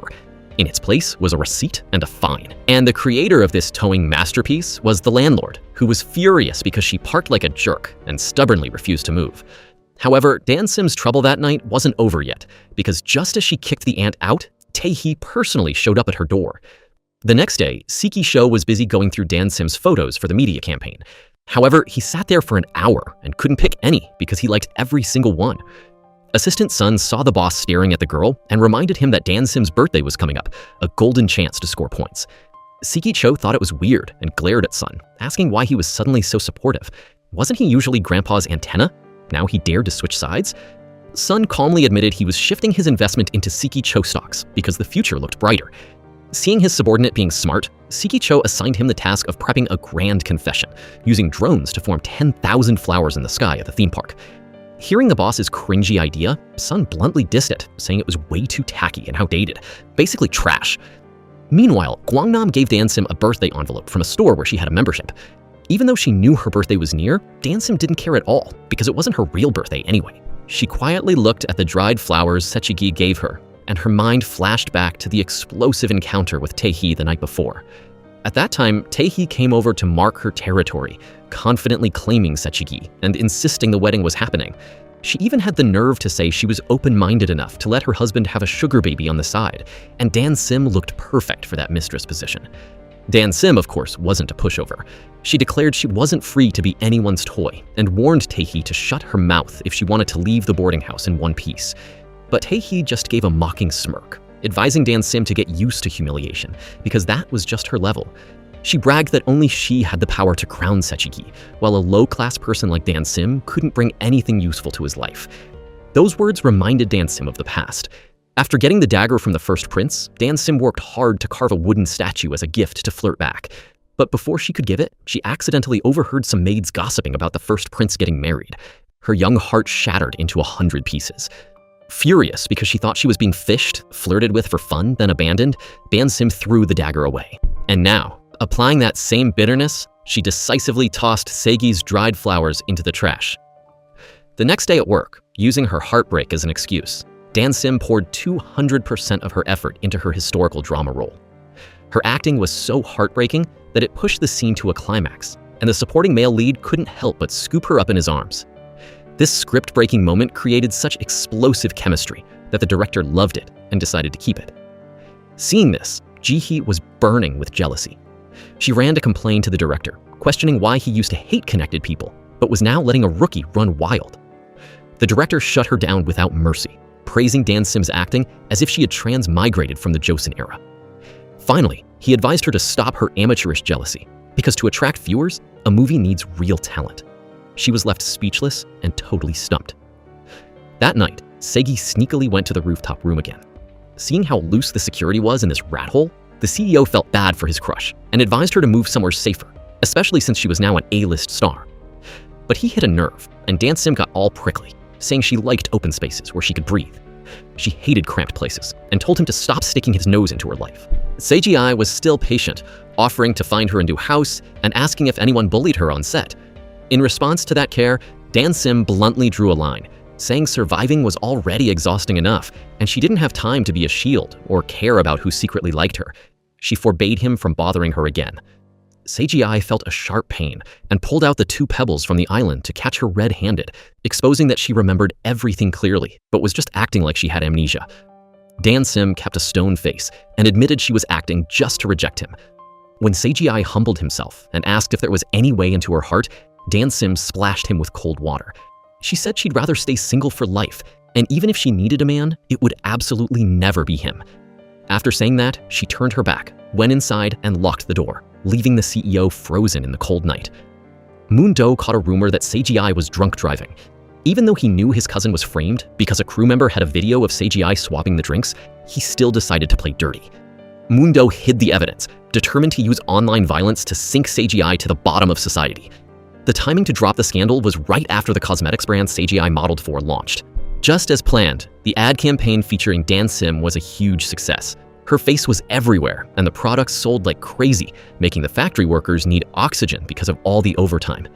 The neighbor girls crowded around her, wondering why a famous KOL was still doing laundry like a peasant. Dan Sim didn't bother explaining, partly because of her heartbreak and partly because it was her birthday, but she wasn't happy at all. In another development, Nam went to the market and got caught for not paying and buying seaweed over and over. At that moment, she painfully realized her Alzheimer's had reached a red alert stage. She panicked and fainted right in the market. Dan Sim heard the bad news and rushed to the hospital like the wind. Nam tremblingly apologized for forgetting to cook birthday seaweed soup for her, saying tearfully that Dan Sim was a miracle and the light of her life. She advised her not to live a lonely, sad life anymore, but to let go and fly free like a bird in the sky. Nam's sincere words made Dan Sim cry her eyes out. On this side, the rumors exploded, and Seiji was crucified by netizens for the accident that fell from the sky. Unluckily, there was no camera where the scrape happened, so journalists went wild trashing him, pushing the group's stocks into a nosedive. Assistant San saw the boss was about to go down and suggested a plan.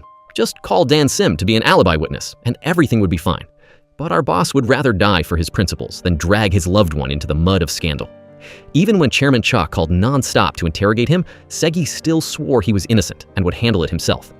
San stood nearby nagging him, but Seiji yelled at him, choosing to carry the burden as the villain rather than reveal her identity to protect his crush to the end.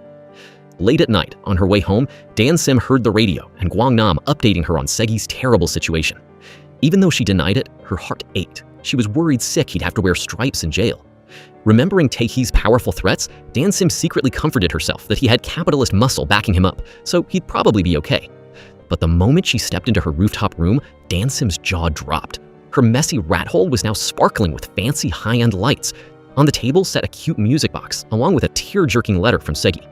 He wrote that no matter how cold she was to him, he wasn't mad at all, because today was her birthday. He promised that even if he was pushed away, he would always pray for her to have a brilliant and happy life. Facing this top-tier romantic gesture, Dan Sim totally lost it. She blamed herself for trying to act so tough and for tricking herself into thinking she was all alone when miracles and love were right there in front of her. Without hesitating for even half a second, Dan Sim dashed straight to the corporate headquarters. Right as CG was casually walking out, she boldly declared that from now on, she would be his shield and give her absolute all for him. Just then, a swarm of reporters who had been lying in ambush rushed out, their camera flashes blinding everywhere. CG panicked and pulled out his jacket to shield his loved one, terrified she'd get caught up in the mess and ruin her career. But Dan Sim had evolved. She flashed a bright smile, pushed his hand away, and insisted that if they sink together. And if they go down in flames, they'll all go down together. As long as they're side by side, they can take on the whole world.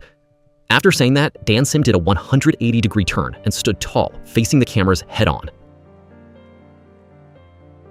Let's rewind to the Joseon era. One day, Dan Sim brought tea to serve the first prince. She happened to see a red plum blossom painting lying around, so she immediately assumed some girl had painted it for him as a gift. Feeling a bit salty, Dan Sim helped the prince by taking the painting out to dry, but suddenly a storm rolled in. When she tried to close the door, the first prince stopped her. He stepped closer to listen to the rhythm of the heavy rain. Seeing that, Dan Sim asked if he liked the rain. To her, rain wasn't attractive at all. Besides leaving behind nothing but mud and dirt, it ruined clothes and the laundry took forever to dry. The first prince just pondered over Dan Sim's excuses. Not long after, he purposely went out to stand in the rain, just to lure Dan Sim out and ask her to feel it like he did.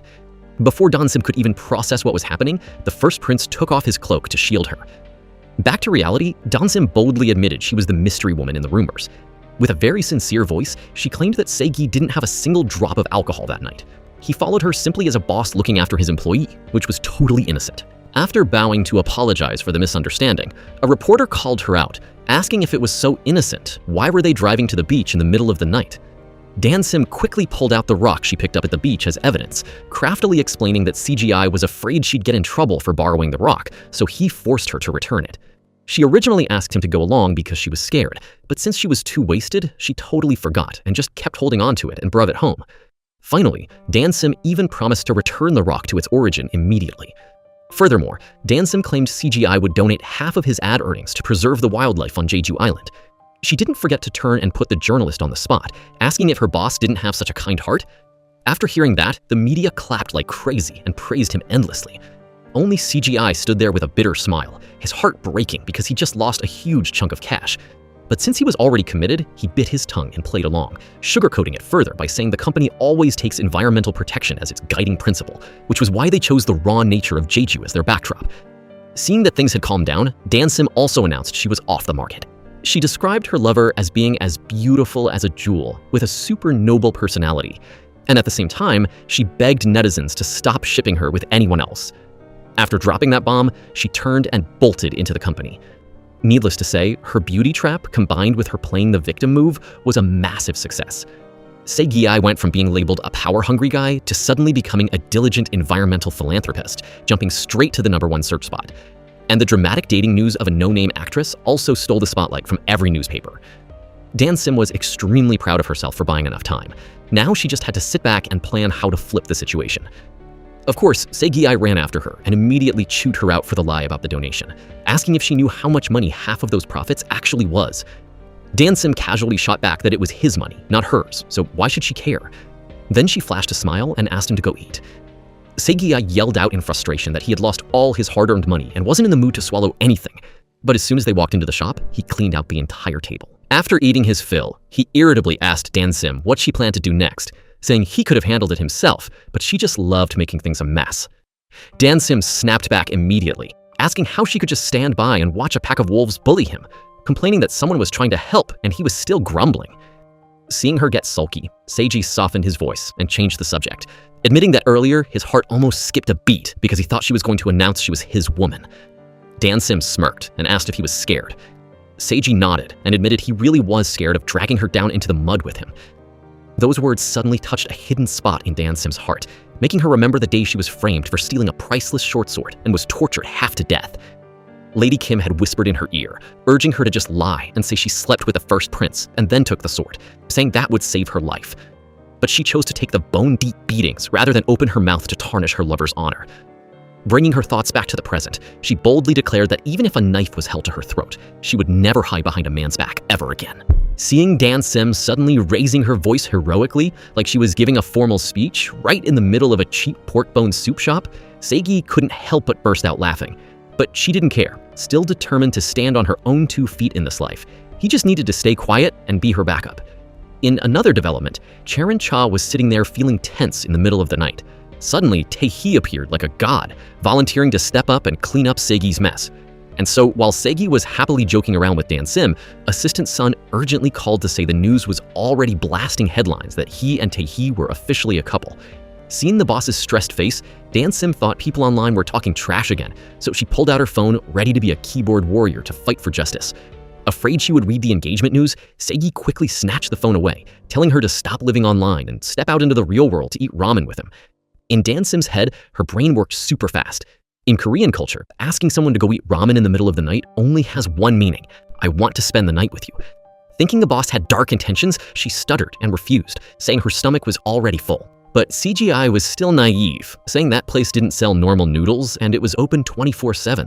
When Dan Sim heard the number 24, she totally panicked, blurting out, "You do that for 24 hours straight?" She started getting all flustered and twisted up, saying she wasn't ready to go that far yet, then lunged to get her phone back, making everything a total mess. In the end, the truth was revealed. CGI just took Dan Sim to the Han River bank to enjoy the breeze and slurp some instant noodles. Seeing her hilarious expression, CGI laughed mischievously. Were you expecting something else? Getting angry out of embarrassment, Dan Sim complained that she had been exhausted all day, and he dragged her all the way out here just to slurp some random noodles. CGI gently comforted her, telling her to just relax and enjoy the cool breeze. In that peaceful moment, CGI's figure suddenly looked sparkling and blurry, overlapping with the image of the first prince in her eyes. At the same time, Mundo's henchmen hurriedly reported that nobody cared about the drunk driving case anymore.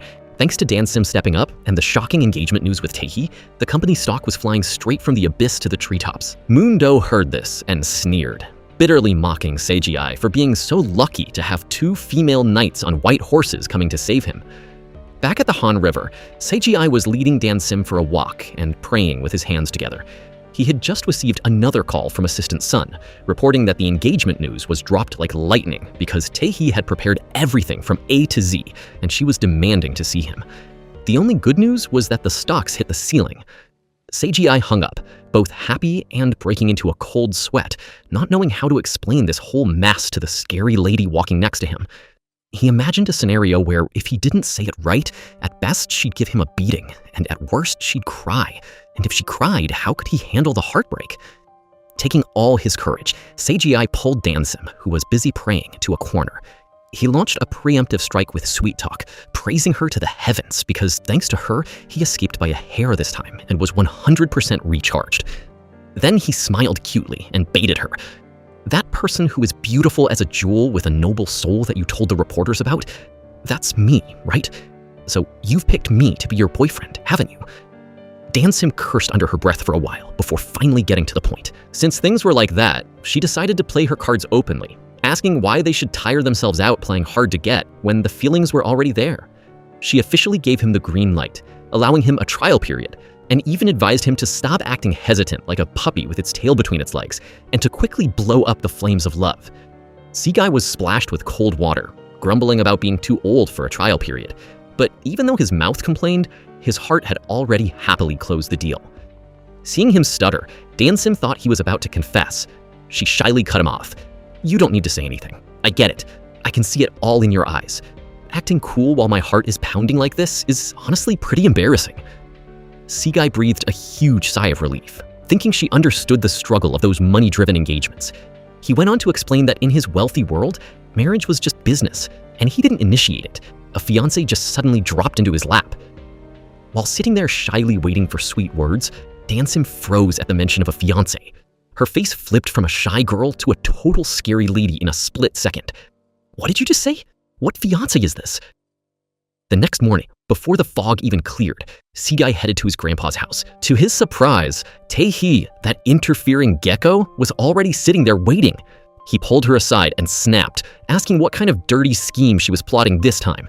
Tae-hee acted totally innocent, claiming she only went behind his back to speed things up and help him kill the scandal quickly, without any bad intentions.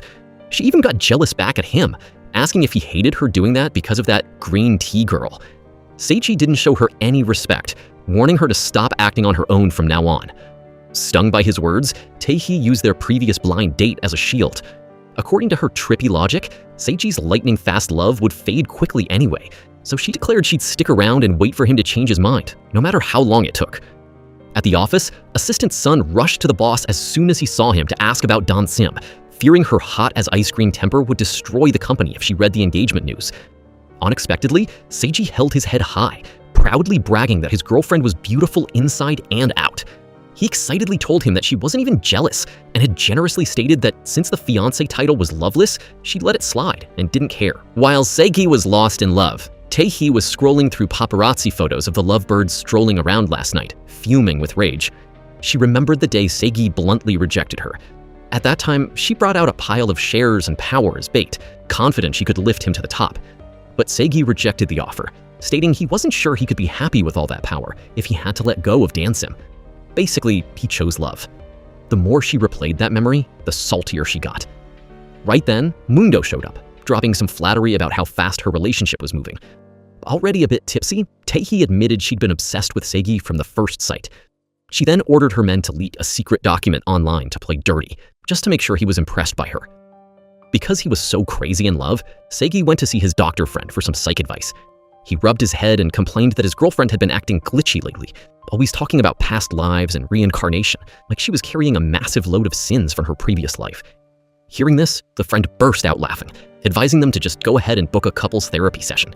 Being a crazy couple would probably be pretty romantic. Seiji felt called out and glared at his friend for low-key calling them both mentally unstable. At the same time, Dansim personally went to get her love life read by a shaman. The fortune said, "A python meets a storm during a drought. The clouds part, and it prepares to turn into a dragon and fly."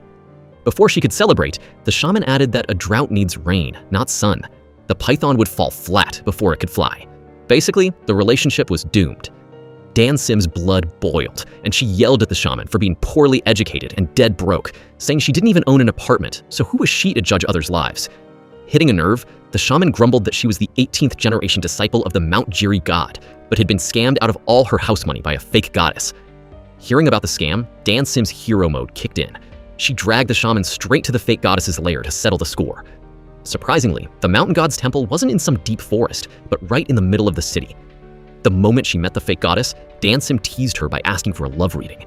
The lady claimed they were enemies and bad karma was hitting them hard, then tried to sell a charm. Before she could make her move, Dan Sim called her out as an 18 million won scammer, slamming the table and demanding she cough up the money for the shaman.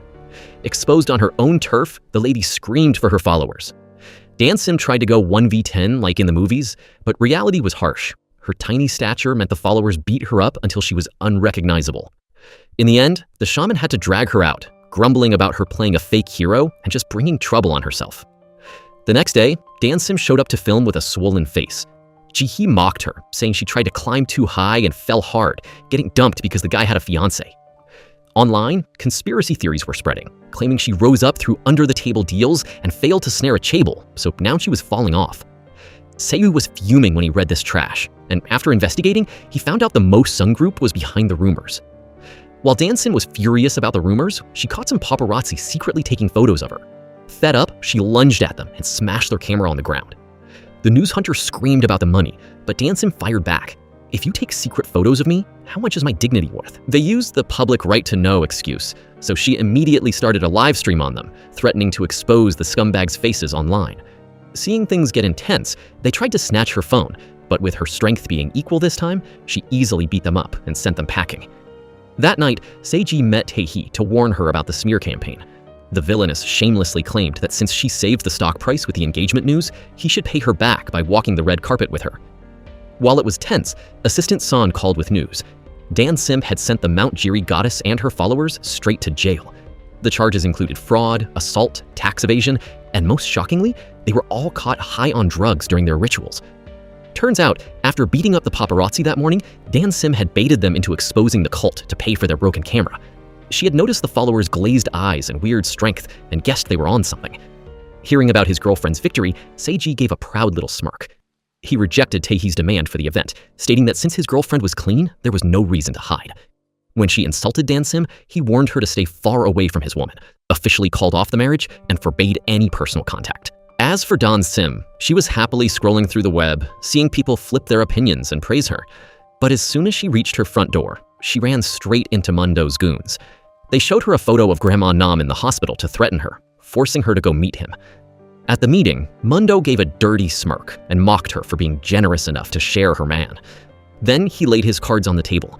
She had 2 weeks to use any dirty trick to wreck the business marriage between Segi and Tae-hee.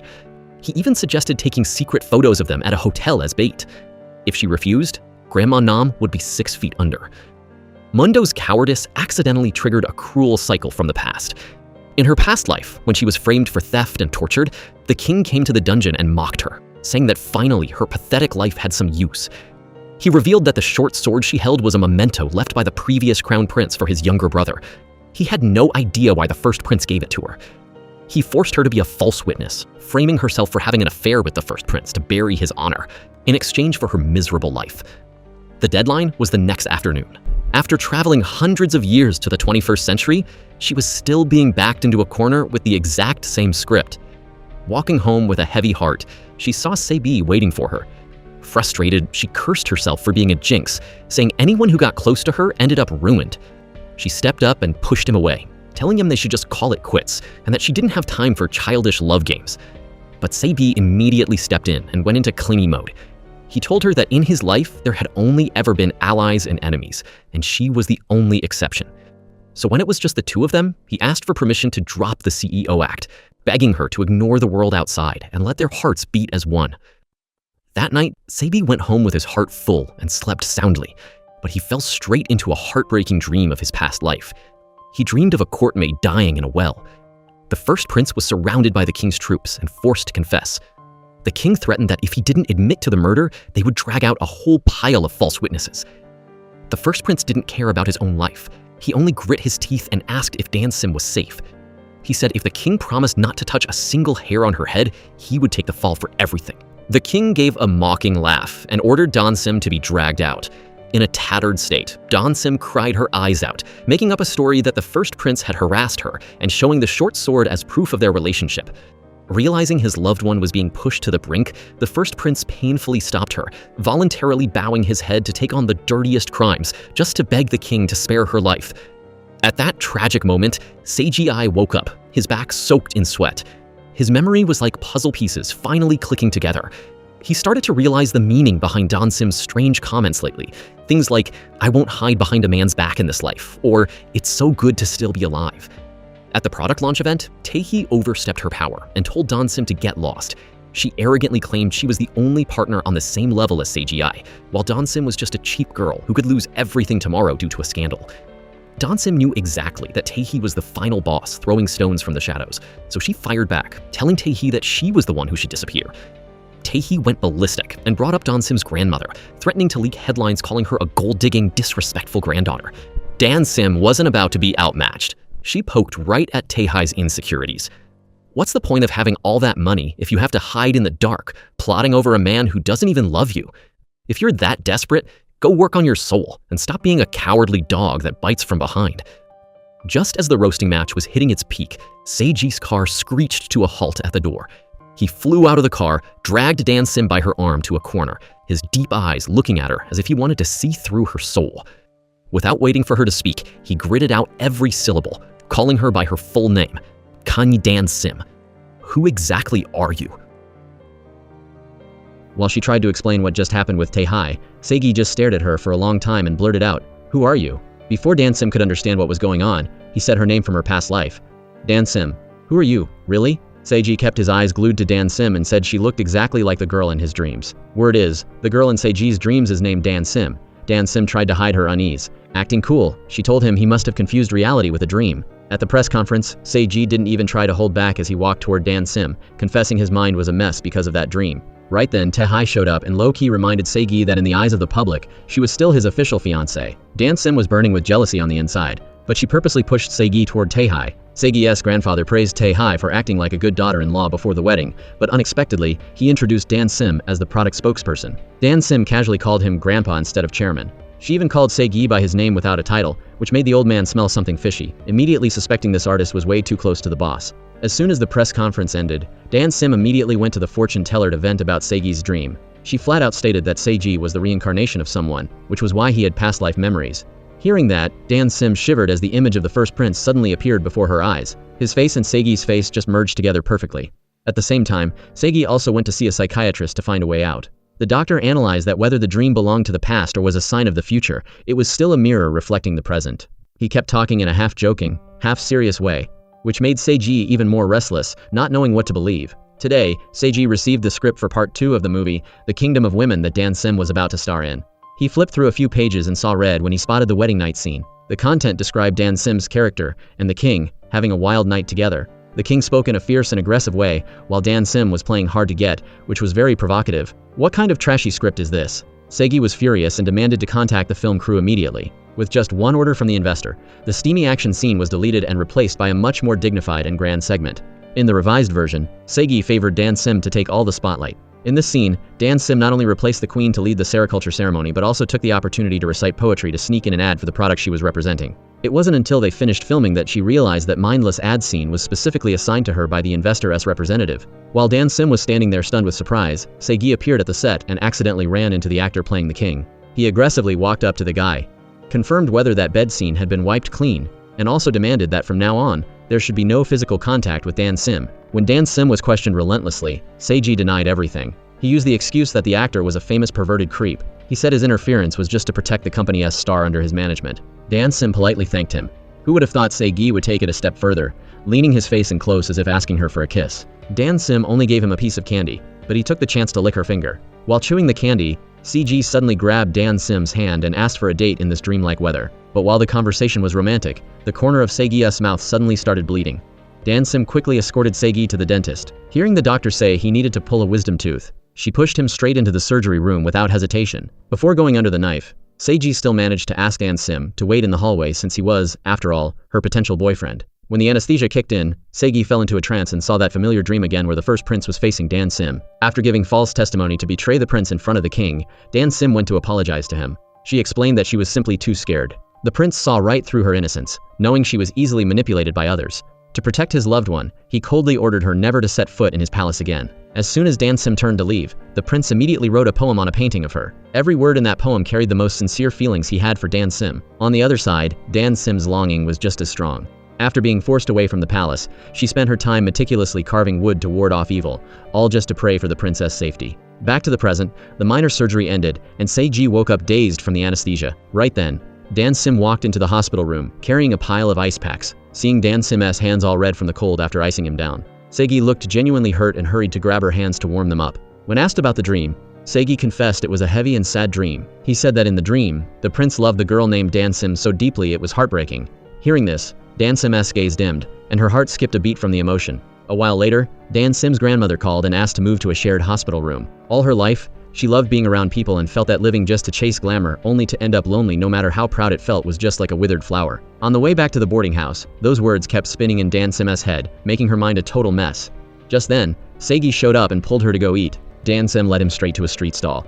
He reminded her not to be out alone so late from now on. Since they were in a situationship, he should get some possessive rights, right? Seeing Dan Sim sulking, Seiji took the chance to bring up his engagement. He promised for sure that he would settle this matter for good in a heartbeat. Dan Sim was still super jealous, constantly calling Tae-hee a foxy girl with a major powerhouse backing her. Seiji declared he didn't need any so-called backup, but Dan Sim was even more worried, fearing that if he kept standing out in the spotlight like this, trouble would find him sooner or later. After eating, Dan Sim didn't forget to kindly warn Seiji to be on guard against his cousin and not to be so naive with the people around him. Seiji confessed that he can see through this whole world, but Dan Sim is the only mystery he just can figure out. Dan Sim suddenly looked deep into his eyes and asked, "What if that dream isn't a dream at all? What if I am the maid Dan Sim from your dream, the one who betrayed you just for her own survival? What would you do then?" The sudden attack made Seigi's mind incredibly confused. That night at home, Seigi rushed to look for information about the maid Dan Sim of the Kang clan, but he couldn't find anything even after searching forever. On the other side, Dan Sim was also sitting and dwelling on every word Seiji said after the surgery. Ultimately, even if she understood every bit of the princess' heart, so what? All the regrets and remorse were already done. The past simply couldn't be saved. The next day, Dan Sim went to the History Museum and stood silently before the plum blossom painting she painted herself back then. When she put the brush to the paper to paint that plum branch, she had decided to bury the princess image deep in her heart. She didn't expect to meet him again now in a different body. Right then, a girl walked up. This was the person who introduced the legend of Dan Sim of the Kang clan to her when she first arrived in modern times a few days ago. This time, the girl led Dan Sim to see a damaged beauty painting. Dan Sim recognized at a glance that the maid in the painting was herself from a past life. Looking at the love poems written on the painting, Dan Sim's memories were immediately pulled back to a painful past. Back then, because of the crown princess scheme, the prince was finally sentenced to exile. On the way, Dan Sim ignored the risk to her life and chased the carriage to say goodbye, but she was stopped by the crown prince. He coldly warned her that only by burying this relationship deep in her heart could she stay alive. After speaking, he gave her a silver knife and forced her to forget the prince from then on. By the time Dan Sim turned around, the prince had already disappeared. From then on, she and her loved one lost each other in regret. Now, looking at the beauty painting in front of her, Dan Sim couldn't hold back her tears, laughing at herself for being a total fool, blindly missing her chance and then dwelling on the pain, suffering through the torment alone.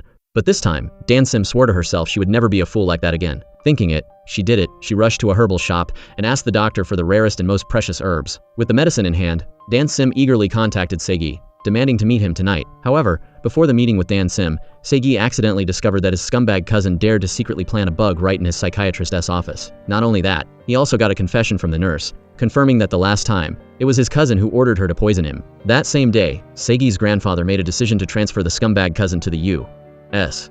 branch. Seeing the chairman's seat about to fall into Seigi's hands, the cousin was fuming with rage and pulled out a stack of secret photos.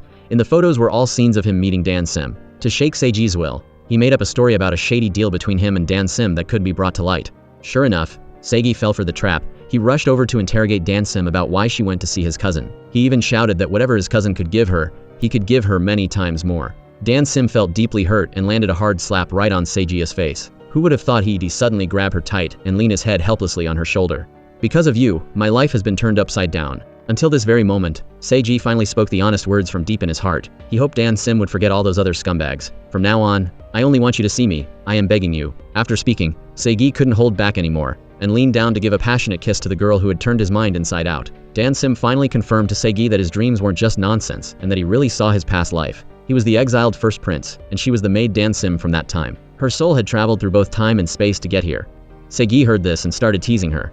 "What is with the English? Your English is terrible," he said, even suggesting they should both go see a doctor to see if they were glitching out in the same way. After reluctantly accepting the whole past life thing, Seiji pushed further and asked if they were officially past the getting to know each other stage. Dan-sim brought up that intense kiss from before, saying that if they were still calling it getting to know each other now, they'd be totally shameless. So, the two officially became a couple and promised not to hide anything from each other ever again. Seiji even admitted he was a total jealous type, so he strictly forbade Dan-sim from talking closely to or meeting any other men. Right when things were getting heated, and they were about to head inside to keep talking, the landlord suddenly appeared, making them both freeze for 5 seconds. The man was polite but gave a subtle reminder, no staying overnight. After he left, you think Dan-sim would be shy or embarrassed. Instead, she took the lead and gave Seiji several quick kisses, declaring she was no longer an old-fashioned woman who suppressed her feelings. Now, she was going to live life to the fullest and give everything to the person she loved. Seiji was thrilled and told her to give him a little more. She meant what she said. First, she brewed some herbal medicine for Seiji. Even though he said that stuff was a scam, he shut his eyes and gulped it all down because it was from his girlfriend. After clearing up the issues in her heart, Dan-sim happily chatted with her grandmother, saying that from now on she would live without regrets, spend money freely, and be generous with her kindness. So, she went out and bought a ton of honey apples covered in snow to pass out everywhere because the seller said they were super sweet. She gave some to the landlord and also to her neighbor, Guangnam, but as soon as Guangnam saw them, he exposed the truth. The apples at the bottom of the box were frozen and cracked stuff that people in the countryside wouldn't even bother to pick. Dan-sim freaked out because she had already ordered a whole box to be delivered to Seiji's office. The mysterious box arrived, making Assistant Sun highly alert. He was even afraid there was a bomb inside. Just then, Seiji showed up and said nobody touches his honey apples. He proudly bragged that it was a gift from Dan-sim, and narcissistically claimed she was just so obsessed with him that she cared this much. Assistant Sun, however, teased that maybe she was just worried about the boss's physical stamina. Meanwhile, Seiji's cousin, Mundu, patiently knelt outside the grandfather's house all night, begging for another chance. But the grandfather saw right through his dark ambitions and stuck to his decision to send him to the U.S. to rest and be a good father. At the same time, Assistant Sun reported to Seiji that the chairman had made a secret will. He was worried the cousin would stop at nothing to harm Seiji again. That same day, the grandfather called Seiji to announce he was putting him back in charge of the Chai Inning group. Unexpectedly, Seiji set a condition. He must be allowed to cancel the engagement to the Motrang group heiress because he was confident in his own abilities. The grandfather could only sigh at his stubborn grandson. Back to Dan-sim, she had to call Guangnam over to help deal with the pile of rotten apples she was scammed into buying. But he called her out on dating Seiji because his supercar was parked near her house almost every other day. Assistant Sun was on edge, fearing the reckless cousin would do something crazy, but Seiji confidently stated the guy didn't have the guts to kill him. In the middle of the tension, Dan-sim suddenly appeared at the office. Turns out she was there to drag Seiji out on a date. First, Dan-sim took the arrogant CEO to stand in a long, snake-like line just to buy a donut. He stood there grumbling the whole time. He complained that when someone of his status goes on a date, there should at least be fireworks, a yacht, or drones. But Dan-sim insisted that simple things are the most special when you with the person you love. Then, Dan-sim wanted to go up to Namsan Tower with him by cable car. She talked non-stop about the legendary kiss scenes at this spot in hit K-dramas. She was convinced this was the ultimate dating holy land. Seiji mocked those shows for being old-fashioned, but he still got caught up in Dan-sim's excitement. Standing at the top of Namsan Tower, Dan-sim enjoyed looking at the love locks that proved the romantic vows of many couples. Seiji suggested getting one for fun, but she firmly refused because she was afraid that if they came back later and the lock was gone, she would be heartbroken. Meanwhile, while Guangnam was busy parking a car for Jiho's assistant, Jiho suddenly hopped into the vehicle. Without letting him explain, she urged him to start driving. On the way, she was fuming with rage while reading a bunch of comments trashing her acting. Guangnam saw that and chimed in, agreeing with them. When she heard a strange voice, Jiho was startled to realize he wasn't her assistant. Guangnam had to confess that he was actually Dan-sim's assistant. At that point, Jiho finally realized he was just a regular, messy guy, not some wealthy man with a vintage elite style like she had once thought. Back at Namsan Tower, Dan-sim remarked that the tower looked huge from here, whereas from her house window, it was only as small as a fingernail. Seiji bragged that from his house, Namsan Tower looked as big as an entire arm. Dan-sim praised him for having a high-class view, which she believed was the true measure of success. Seizing the chance, Seiji immediately invited her to his house to see the tower at night. His very sentimental reason was that he felt lonely. He confessed his loneliness in a family full of schemes and plots. Dan-sim felt touched and firmly promised she wouldn't let him be all alone anymore. Seiji was moved and felt that she officially had no way out of his heart now. The next day, Dan-sim skipped over to the film set to hand out gifts to the whole crew. The gifts were candied apples she had made herself. At the set, Jiho threw a tantrum and demanded that Dan-sim fire Guangnam immediately just because she didn't like his face. Outwardly, Dan-sim acted tough and stood up to protect her assistant, but she had to whisper to Guangnam to just endure it for now, because she didn't have as much influence as that A-list star yet. Right then, Guangnam discovered that someone had intentionally shredded Dan-sim's costume and thrown it in the trash. As a result, Dan-sim was chewed out by the director. The whole film crew was in an uproar, forced to change the shooting schedule at a dizzying pace. At the Cha In-In group, The news of Mundu's sudden transfer to America made the contractors panic because they had signed those deals based on his reputation. While the situation was as tense as a guitar string, Seigi officially showed up and raided the headquarters. Seeing Seigi, Mundu's crew started talking trash. They mocked him, calling him just a manager of a startup cosmetics company out to make some spare change. Seigi was no pushover. He started roasting them one by one. One guy had caused sales to evaporate by 31% since the day he took office. Another used inhumane management policies, even punishing employees for taking maternity leave. To top it off was his brother-in-law, a total hypocrite who talked big about opposing nepotism. Meanwhile, he only climbed his way up thanks to an arranged marriage with the Cha family. Seeing his side completely losing, Mundu tried to kick Seigi out, claiming he had no right to attend the meeting. Seigi calmly hit back, saying Mundu was the one who had to leave immediately because he was being shipped off to America tomorrow. He declared that once he took back control, he would crush the wannabe tycoon labels of these people into dust. In another scene, Tae-hai and her mother crowded Seiji's grandfather's house to pressure him and push for the engagement to be finalized. To their surprise, Seiji didn't care at all. He bluntly declared this was just a poorly handled meeting with partners and walked right out, leaving his grandfather standing there fuming with rage. Tae-hai hurried after him, trying to use business profits between the two groups to hold him back, but Seigi shut that hope down instantly. He warned her not to ignore the fact that he wanted to call off the wedding and strictly forbade her from touching his woman. He didn't want Dan Sim to suffer any more groundless pain. The next day, Dan Sim visited her grandmother at the hospital, bringing apples to share with everyone as a kind gesture. Unexpectedly, her face went pale when the nurse reported that her grandmother had suddenly disappeared from her room. After searching in fear for a while, she caught her grandmother wandering back, clutching a land sale contract. It turned out Mundu's henchmen had secretly approached and tricked her into selling the restaurant land. Before she could recover from the shock, the doctor reported that her memory loss was getting worse. At her age, there was almost no chance of recovery. Just when Dan Sim felt like she was drowning, the hero Seiji appeared at the medical payment counter. He showed what a real man looks like by whipping out his unlimited black card and paying for all her grandmother's medical bills. Entering the hospital room, Seiji boldly introduced himself as Dan Sim's boyfriend. Grandma looked at him for a while and then nodded, saying he looked pretty good. She entrusted her granddaughter to him, whispering that although Dan Sim acted mature on the outside, she was still a child full of scars who had to force herself to grow up too fast. Right after that, Seiji saw the land contract on the table. Witnessing the inhuman shamelessness of his cousin, who dared to stretch his tentacles toward a frail old woman, his anger instantly exploded. Dan Sim also officially hit her breaking point. She unleashed a stream of insults at Mundu for his low-life trick of scamming an old woman with a fading mind. He still kept his fake innocent face, coolly claiming he had explained everything in detail and that she had signed it completely voluntarily. Dan Sim didn't even bother to listen anymore. She basically called him the most disgusting monster she had ever known, but the guy just casually declared that since the signature was there, the restaurant was definitely getting leveled.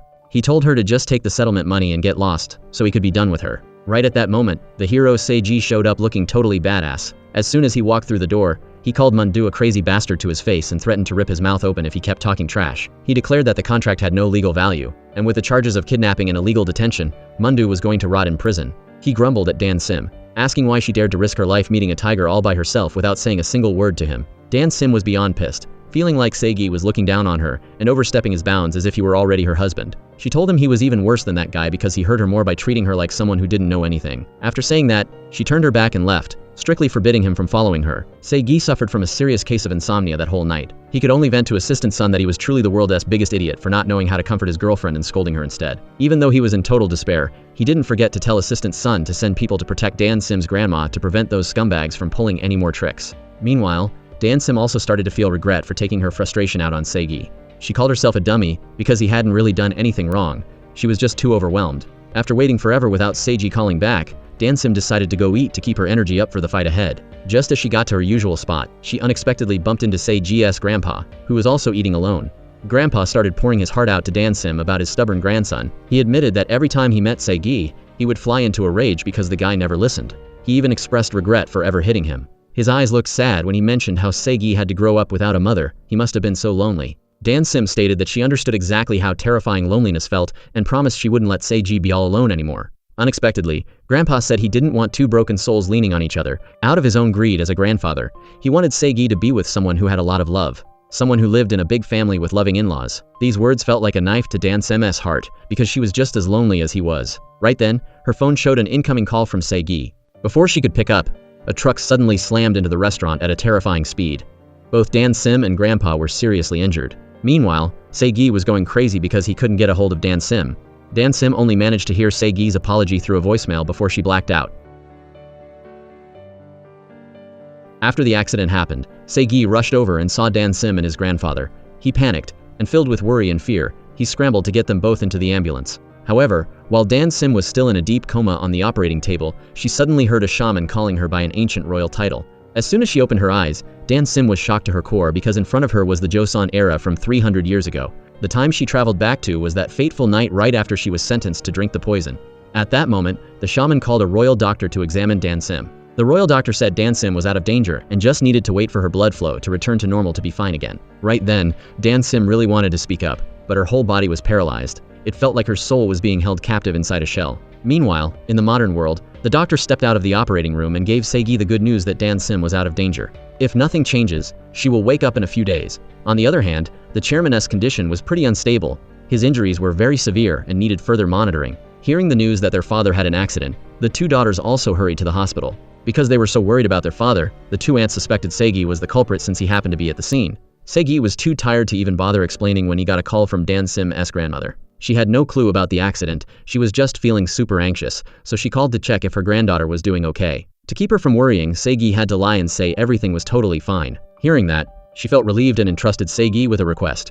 From now on, please give Dan Sim lots of compliments, because I believe that compliments from the people around her will be like vitamins to help Dan Sim get better and better. Seigi agreed immediately and then stayed up all night sitting by Dan Sim's hospital bed. Thinking back, even though this girl was stubborn and sometimes said things that really cut deep, he had already fallen hard for her and couldn't leave her side anymore. However, this whole lovey-dovey scene was seen loud and clear by Tae-hai, who happened to be passing by. Over on Mundo's side, he was super happy to see his rival in trouble, but he still played innocent and acted worried while visiting the grandfather. In reality, the reason he had turned so evil wasn't just because Seigi was always against him, but also because the grandfather had bluntly exposed his dark ambitions before. That night, Mundu went to snitch to the chairman about the relationship between Seigi and Dan Sim. Who would have thought that with just one look, the grandfather saw right through Mundu's heart and planned to use Dan Sim to take him down. Ever since Mundu was little, the grandfather had seen Mundu's greed.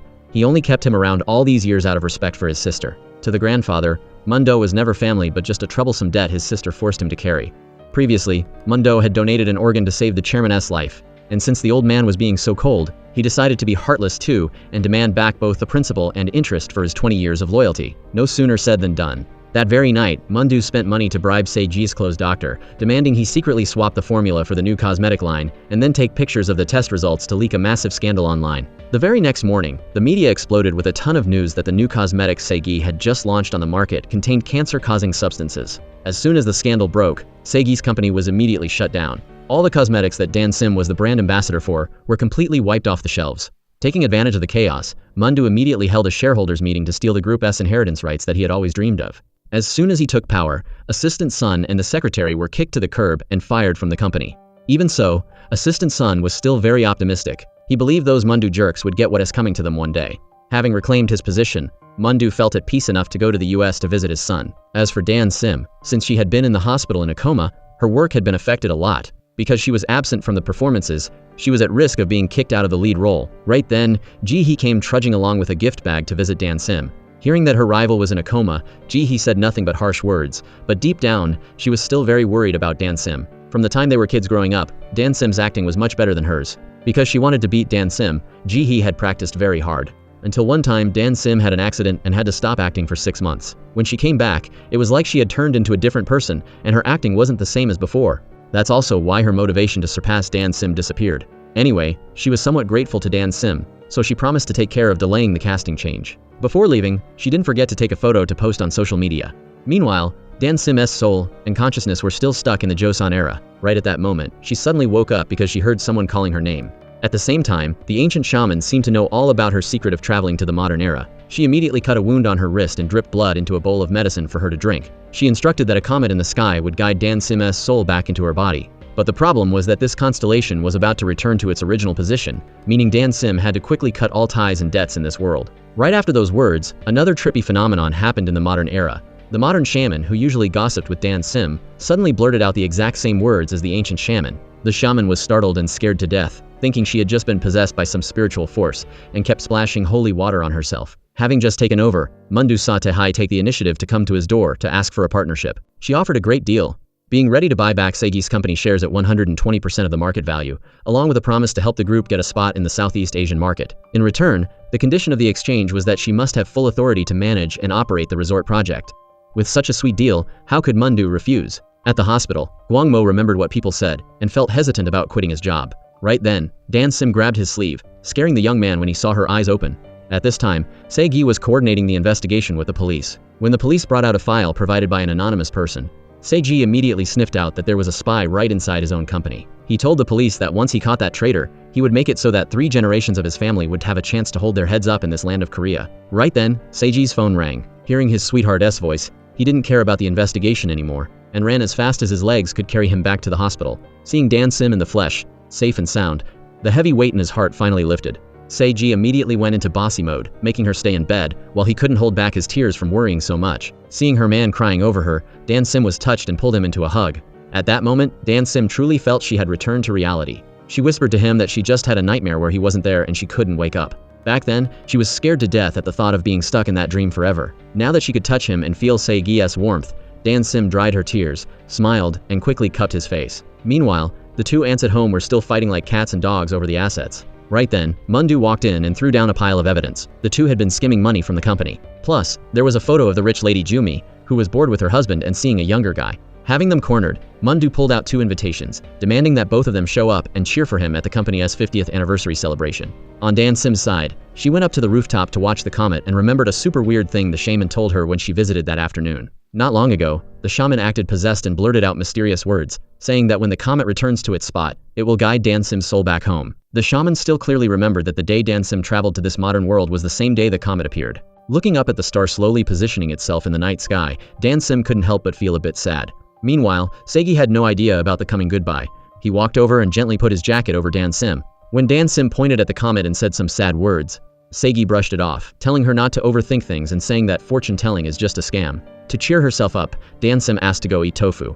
But when they were eating the soup, she moved all the tofu into Se-gi's bowl. Turns out Dan Sim knew Se-gi had to go to the police station, so she wanted him to eat tofu to wash away the bad luck. Looking at the bowl of noodles in front of him, Se-gi suddenly felt sad thinking about his late mother. He'll never forget the last bowl of noodles he ate with her. Later, he'd sometimes visit the old shop, but he could never find that old flavor again. Dan Sim thought maybe it was because that bowl of noodles had the seasoning of his mother's company. Actually, what you eat isn't important. What matters is who you eat with.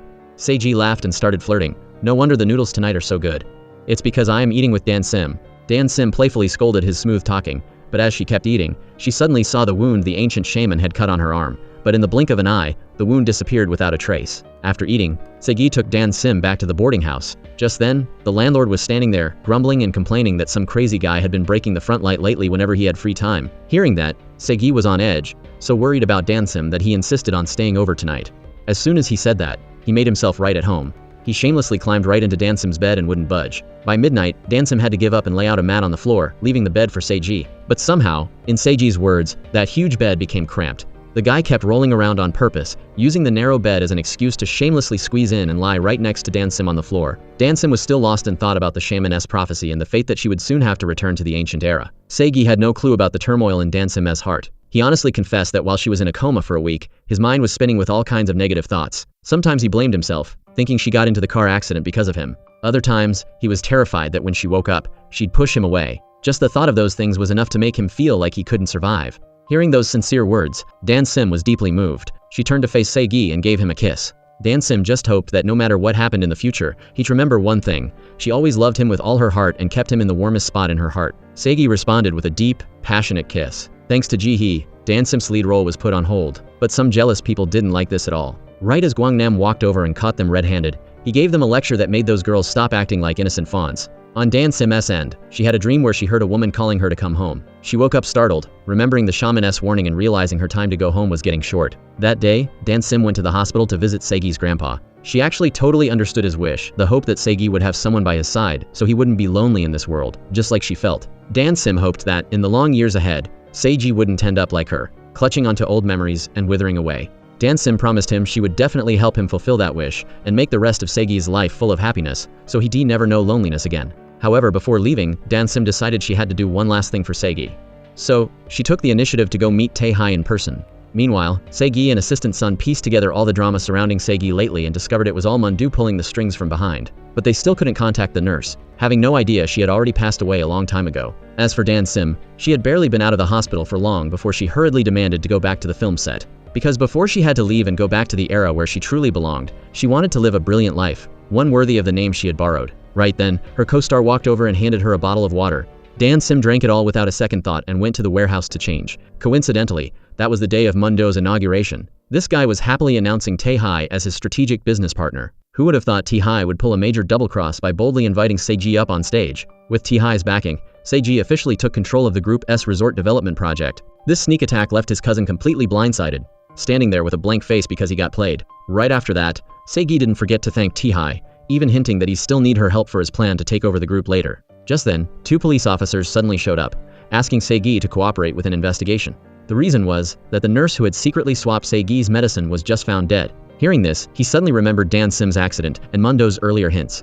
Worried his girl was in danger, he refused to cooperate with the police and hurriedly called Dan Sim to check if anyone suspicious was around, repeatedly telling her to stay put and wait for him to pick her up. At that time, Dan Sim was sitting in the warehouse when she suddenly felt dizzy and fell asleep. She had no idea that her co-star had spiked the water she just drank with sedatives. Having finished the job, she threw away the water bottle to destroy the evidence. A while later, Dan Sim woke up with her head spinning, and she freaked out realizing her water was drugged and the door was locked from the outside. While helplessly banging on the door for help, memories belonging to the original SJ suddenly flooded back like a waterfall. Turns out that years ago, Dan Sim's parents tried to commit suicide with her, and she was trapped in a car slowly sinking to the bottom of a deep lake. Just as she was in despair because her dark memories were repeating, Seiji appeared just in time like a god, holding Dan Sim tightly in his arms. Seeing Seiji's worried face, Dan Sim's heart once again struggled intensely. Just yesterday, she had met Tae-hee to firmly say she was breaking up with Seiji, but now, facing his deep and sincere feelings, Dan Sim could only burst out sobbing. Her logic told her to let go, but her heart had officially given up and couldn't control itself anymore. On Gwangnam's side, he waited but couldn't find Dan Sim, and then he got a call from Ji-hee. When he got there, he saw her so drunk she didn't know where she was. He tried to convince Ji-hee to go home when her ex-boyfriend spotted them. Gwangnam quickly covered her with his jacket so she wouldn't lose all her dignity. After the hero saves the beauty moment, Seiji immediately brought Dan Sim back to his house to take better care of her. As soon as Dan Sim arrived, she was blown away by how rich he was. She gasped, saying Seiji's house was big enough to play soccer in, and from the window, you could catch $1 million view of Namsan Tower. Seiji gently confessed that Dan Sim was the first and only girl he had ever brought home. Hearing that, Dan Sim wasn't shy at all and just chilled out on his sofa. Seeing his chance, Seiji approached with a naughty look and invited Dan Sim to the bedroom, but Dan Sim wasn't that easy. She flat out rejected him because she hadn't allowed the relationship to move that fast yet, but as soon as she closed her eyes, memories of her parents taking her into the river in the past flooded back. Dan Sim guessed the original soul was coming back, so her brain was spamming these memories. While she was thinking, Seiji came over, wrapped a blanket around her, and carried her to the bedroom so she could have a soft bed. Over at the shamaness place, she had been dealing with some weird stuff lately, so she performed an exorcism ritual. But as soon as she rang the bell, past life memories flooded back, scaring her half to death.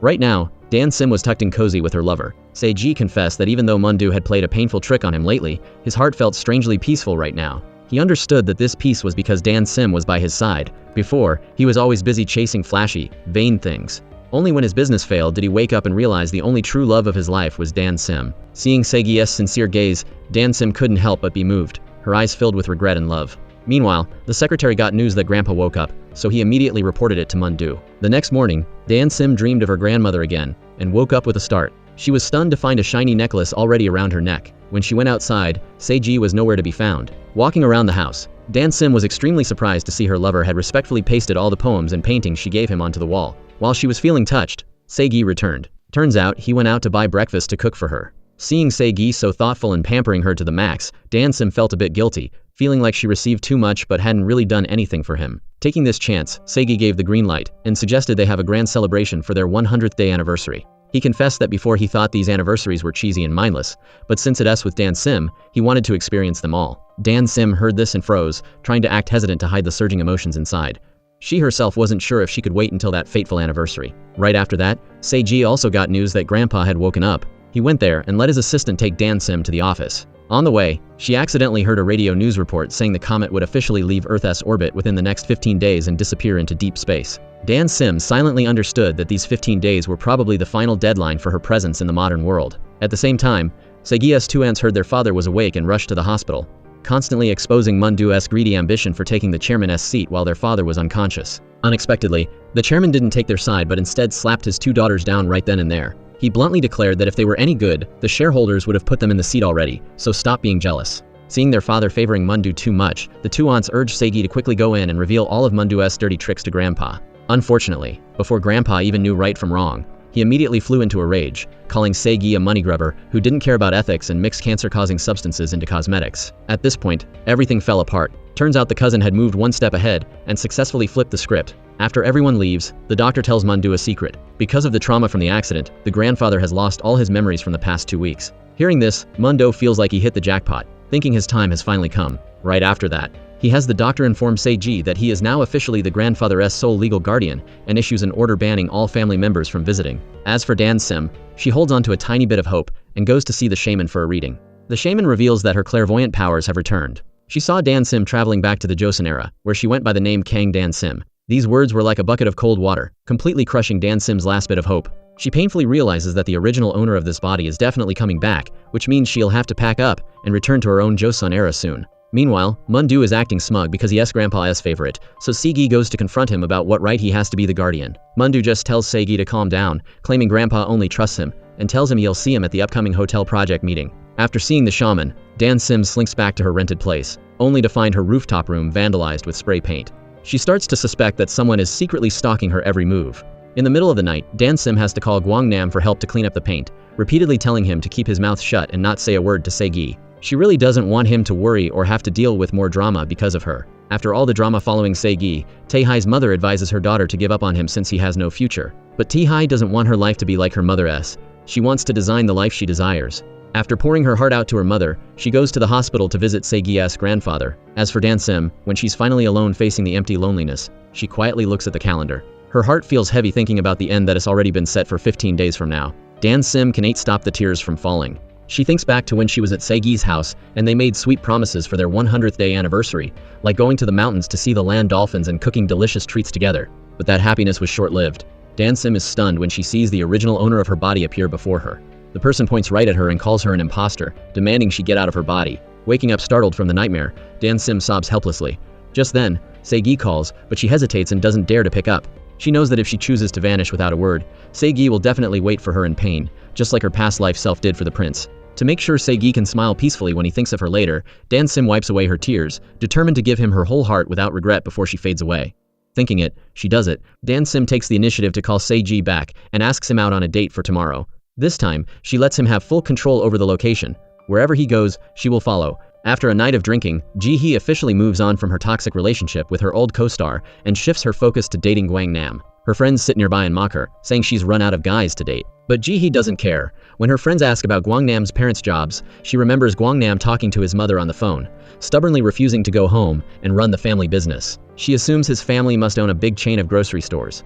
Little does she know, it's just a rundown 1001 discount shop. But his visuals were so top tier that every time he showed up, girls would stop in their tracks.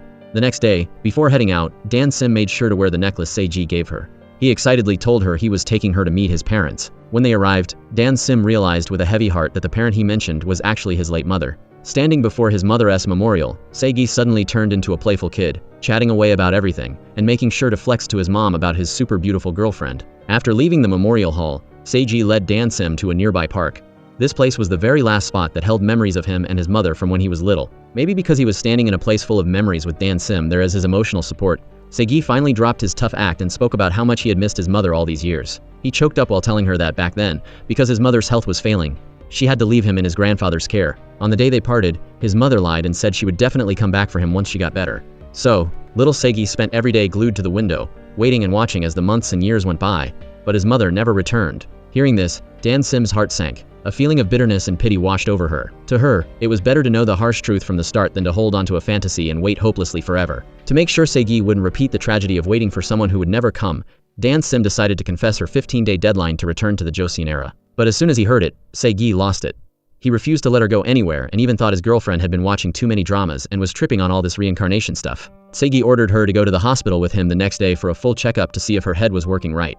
On the drive home, the atmosphere between them fell into a suffocating silence. Dan Sim felt completely helpless, not knowing how to face this fated goodbye. That night, Dan Sim clutched the sea pebble in her hand, silently wishing she could take this one object back to Joseon with her. At least then, she would have something to look at while dwelling on how much she missed him. The next day, to tie up loose ends, she met with manager Hong, requesting that from now on, her entire salary be transferred directly to her grandmother's account. Meanwhile, Dan Sim went to the hospital, knowing that her grandmother's medical bills had always been automatically deducted from Se-gi's bank account. Dan Sim went straight to the receptionist and demanded to use her own card to take over the payments. Before she faded away, she wanted to use every bit of her strength to secure a stable future for her grandmother. While the two of them sat in the courtyard watching the buses pass by, the old lady shared that back when she was Dan Sim's age, her dream was to be a bus driver so she could travel all over the world, but her youth passed in the blink of an eye, and before she knew it, she had reached the final stage of her life. Right in the middle of talking, her mind suddenly became foggy, and her senses slipped away. She no longer recognized the granddaughter sitting next to her, and treated Dan Sim like a little girl passing by on the street. She kindly took off the wool scarf her granddaughter had given her, and wrapped it around Dan Sim. At that moment, Dan Sim's tears just poured down like rain. She clearly wasn't the real SJ, and she wasn't even the grandmother's biological granddaughter in the flesh. But deep down in her heart, she felt so much regret and loved the grandmother so much that it hurt her soul. Right then, the doctor gave more bad news. Grandma's memory and body functions were crashing fast, and he advised Dan Sim to brace herself for the worst. Mundu, who was holding all the power now, acted all cocky and challenged Seiji to make a choice. He revealed that the demolition crew was on their way to tear down Dan Sim's grandmother's noodle shop. For the first time in his life, the proud Seiji had to hold back his anger and humble himself to beg. He agreed to let Mundu step on him and do whatever he wanted, just begging him to show some mercy and leave that poor noodle shop alone. But no matter how much Seiji humbled himself, Mundu absolutely wouldn't budge. However, luck wasn't on Mundu's side, because Grandpa was actually faking his memory loss. That very night, he went to find Mundu's secretary. At the boarding house, the shaman, after seeing Dan Sim's past life clearly, went to find her. But she couldn't get an answer no matter how much she knocked. Turns out, Dan Sim was at the noodle shop packing things up. As she flipped through every page of her grandmother's records, every word and note was soaked in her dedication to the shop and the infinite love and protection she had for her granddaughter. Meanwhile, Seiji was on his way to find his love. Remembering what he said to Dan Sim, he started to hesitate, not knowing whether to choose his career or stand by her side. On this side, the more Dan Sim looked at those beautiful childhood memories with her grandmother, the more they suddenly rushed back and appeared crystal clear in her mind. Thinking about what the shaman said, she suddenly realized something was very wrong. Soul and memory should always go together. So why were the memories of the body's real owner so authentic and natural, like they were her own experiences? Just as she was deep in thought with this unsolvable mess, the wall clock in the room suddenly started spinning backward at a crazy speed. Beautiful slices of youth between her and her grandmother started appearing in 4K resolution. At this point, Dan Sim finally woke up and realized she wasn't some lost soul. From the start, she was the real deal SJ. As soon as she found herself again, Dan Sim planned to run and find CG immediately. But right at that moment, Mundu's demolition trucks pulled up. At the same time, Seiji had thought it through and decided to find Dan Sim to protect her. Tonight, Grandma Damson's noodle shop is at risk of being torn down. Right in the nick of time, Seiji shows up. For Damson's sake, Seiji charges into the crowd all by himself, and the police arrive soon after to handle the situation. After the chaos settles, Seiji gently holds Damson in his arms. While feeling dazed, Damson finally remembers the true connection between himself and Danton. It turns out many years ago, Damson unfortunately fell into the river. Coincidentally, Danton from 300 years ago fell into that exact same spot at the same time. This coincidence caused the two of them to swap souls. From then on, Damson traveled back to the Joseon era, living as Dantan and starting a life full of hardships. Eventually, from a lowly maid, he rose to become a royal consort. Now, after being unconscious for a night, Damson wakes up at Seigi's house. Facing Seigi, he opens up about his true feelings. Thanks to Seigi being by his side, he no longer feels scared about the future, and now he doesn't need to force himself to go back to the past because this is where he truly belongs. If things get tiring, they will always have each other. Damson tells this good news to the shaman. He finally realizes he didn't time travel to the modern world, but his soul actually returned to his original world. In that joy, Damson decides to live a wonderful life in this new world. The TV drama starring Damson is filming its final episode. This time, she gave it her all with master-level acting. Word is the director already wants him for season 3. As the work comes to an end, Damson happily joins the rap party with the crew. Unexpectedly, halfway through, Seigi shows up with a group of people. Using Damson's title as the company representative, he prepared very generous gifts for every crew member to celebrate the rap day. With Seigi's cool way of splashing cash, Damson suddenly becomes the favorite that the whole crew admires and looks up to. While Damson is still worried because Seigi is spending money like water, Seigi gently lifts his chin and gives him a very sweet and romantic look. Seigi doesn't care about anything else. His only job is to cherish and spoil Damson like a treasure.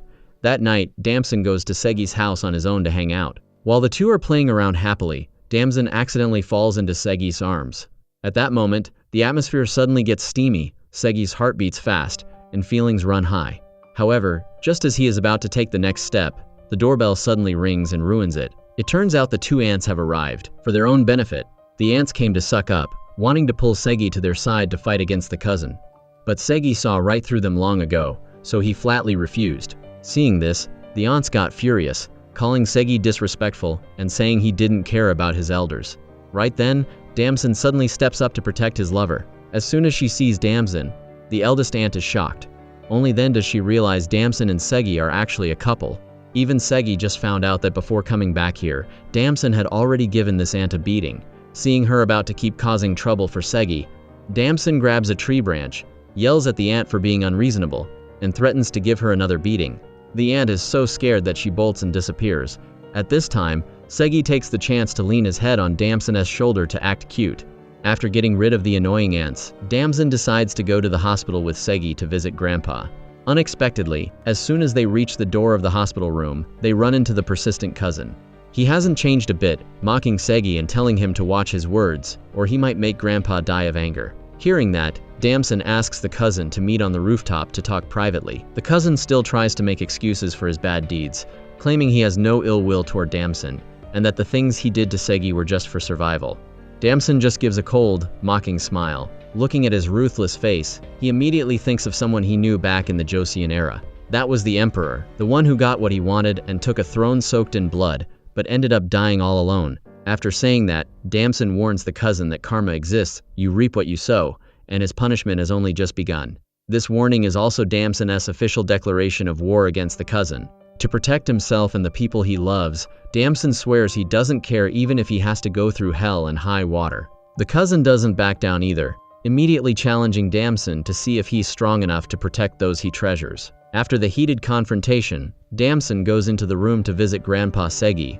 Luckily, the old man woke up 2 days ago, and his health is now slowly stabilizing. Facing Damson, Grandpa frankly admits that he still cannot accept him.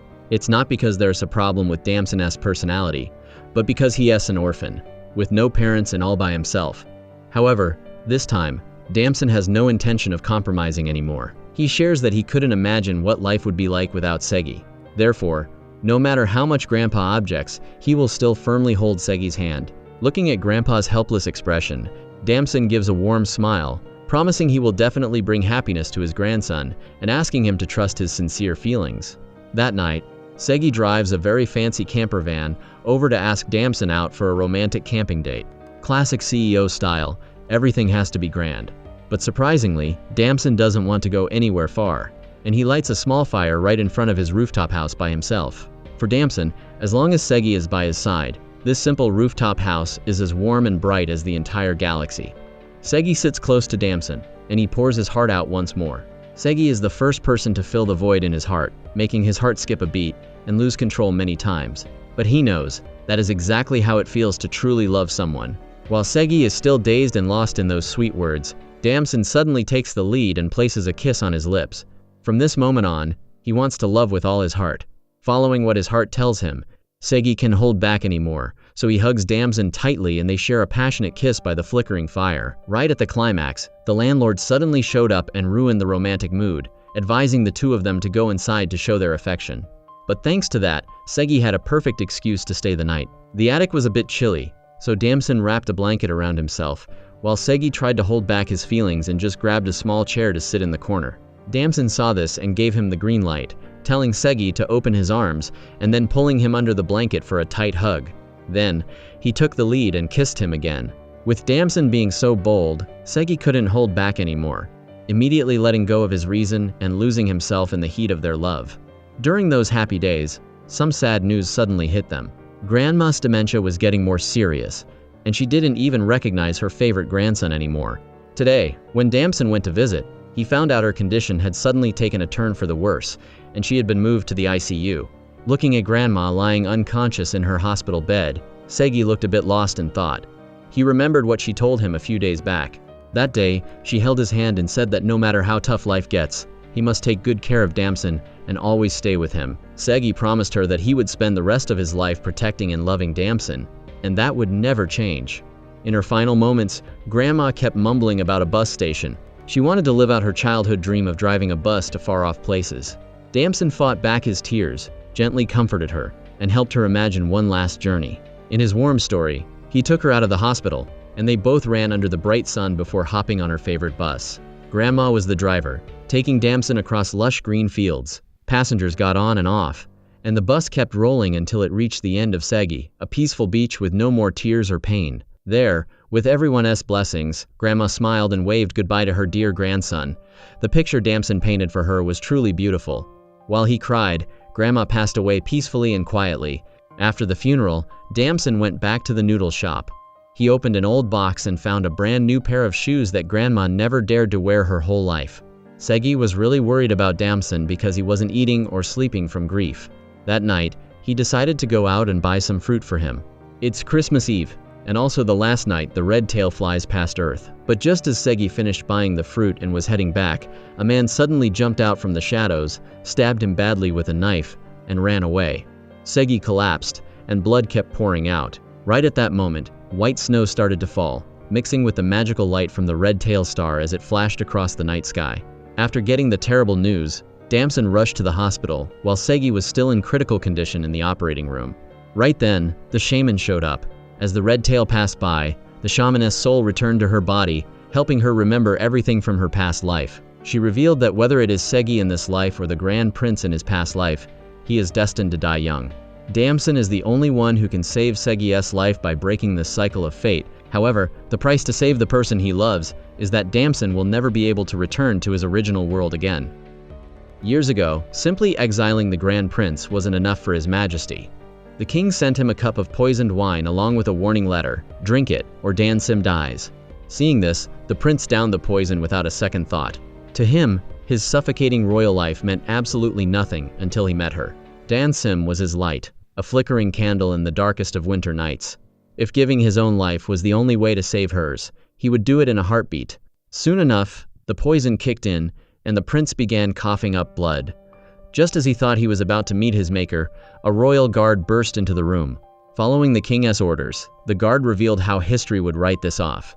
The exiled prince was accidentally killed by bandits, a convenient lie to save the royal family's face. Naturally, the prince wasn't having it and jumped up to fight back.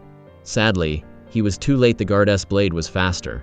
Just like that, the prince collapsed onto the cold, hard floor. Going back in time to save the man she loved, Damson agreed to return to the Joseon era. Opening her eyes, she found herself back in the body of a lowly palace maid. While she was still dazed and confused, His Majesty approached. He signaled for her to open the door and follow him inside. Sitting submissively, Damson started piecing the puzzle together. Across from her was the Queen Dowager, the very woman who, in the original timeline, died of a broken heart just days after hearing of the prince's death. The Dowager was thanking the king for arranging a place for the prince, especially after hearing he had fallen ill. But the king brushed it off like it was no big deal, announcing he was about to send the prince a letter along with a bowl of herbal tonic. And the delivery girl? None other than Damson. Shortly after, an escort team brought Damson to the prince's exile quarters. The place was incredibly remote and rundown, yet he didn't utter a single complaint. On the contrary, seeing Damson brought a genuine smile to his face. However, once they were alone and she was serving his meal, Damson realized the healthy tonic was spiked with poison. She quickly knocked the bowl over, shattering it, revealing that she was being used as bait and begging him not to drink it. At first, the prince didn't believe her. He scolded her for overstepping, reminding her of the massive class gap between them. He was a high-ranking noble, and she was just a lowly servant. They could never be together, so he harshly told her to forget him and bury her feelings forever.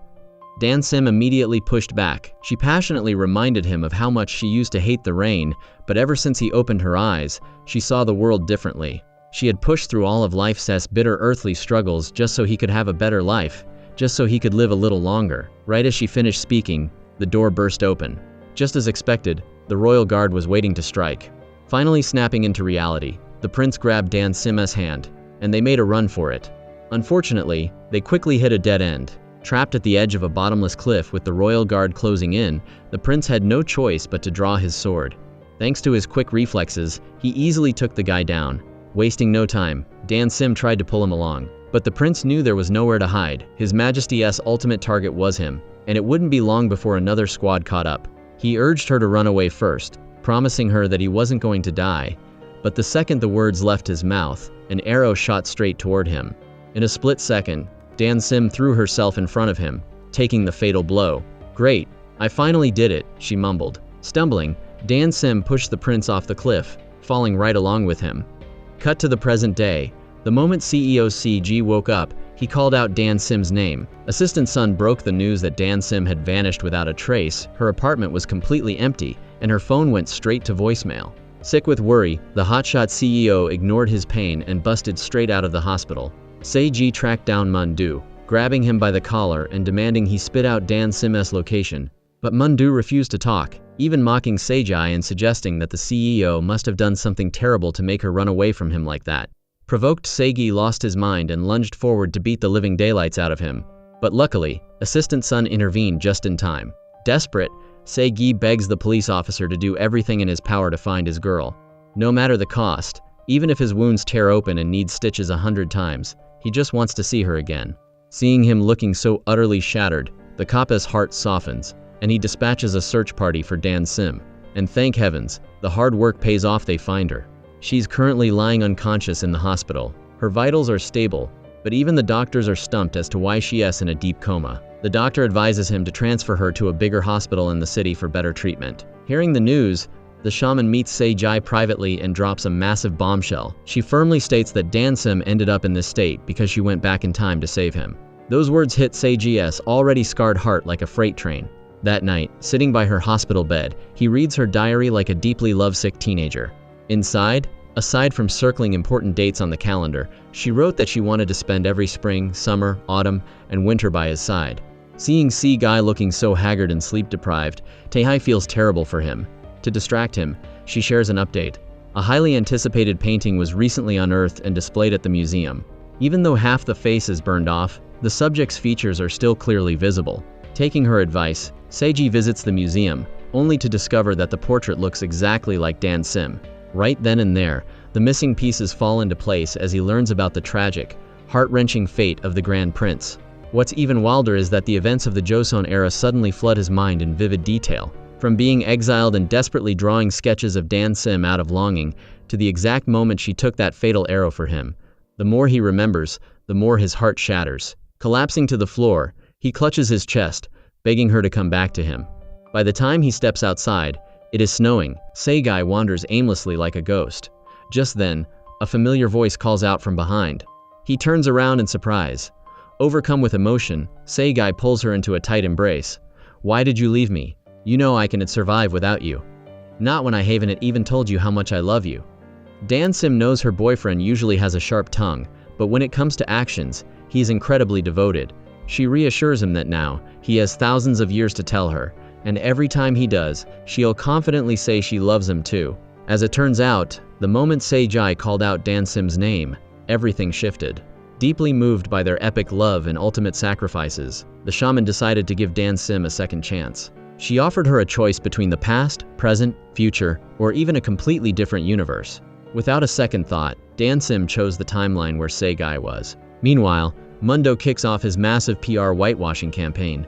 Holding a public press conference, he completely twists the narrative, claiming the recent corruption scandal was actually his attempt to cleanse the company of bad apples. He even adds that if the police need to investigate further, he's more than happy to fully cooperate. But the moment the words leave his mouth, a female reporter grills him, calling him out for blatantly manipulating public opinion. Mundo snaps, furiously demanding to know who has the guts to ask such an out-of-line question. Dropping the disguise, Dan Sim steps right up. Seeing her face, all the color drains from Mundo's face.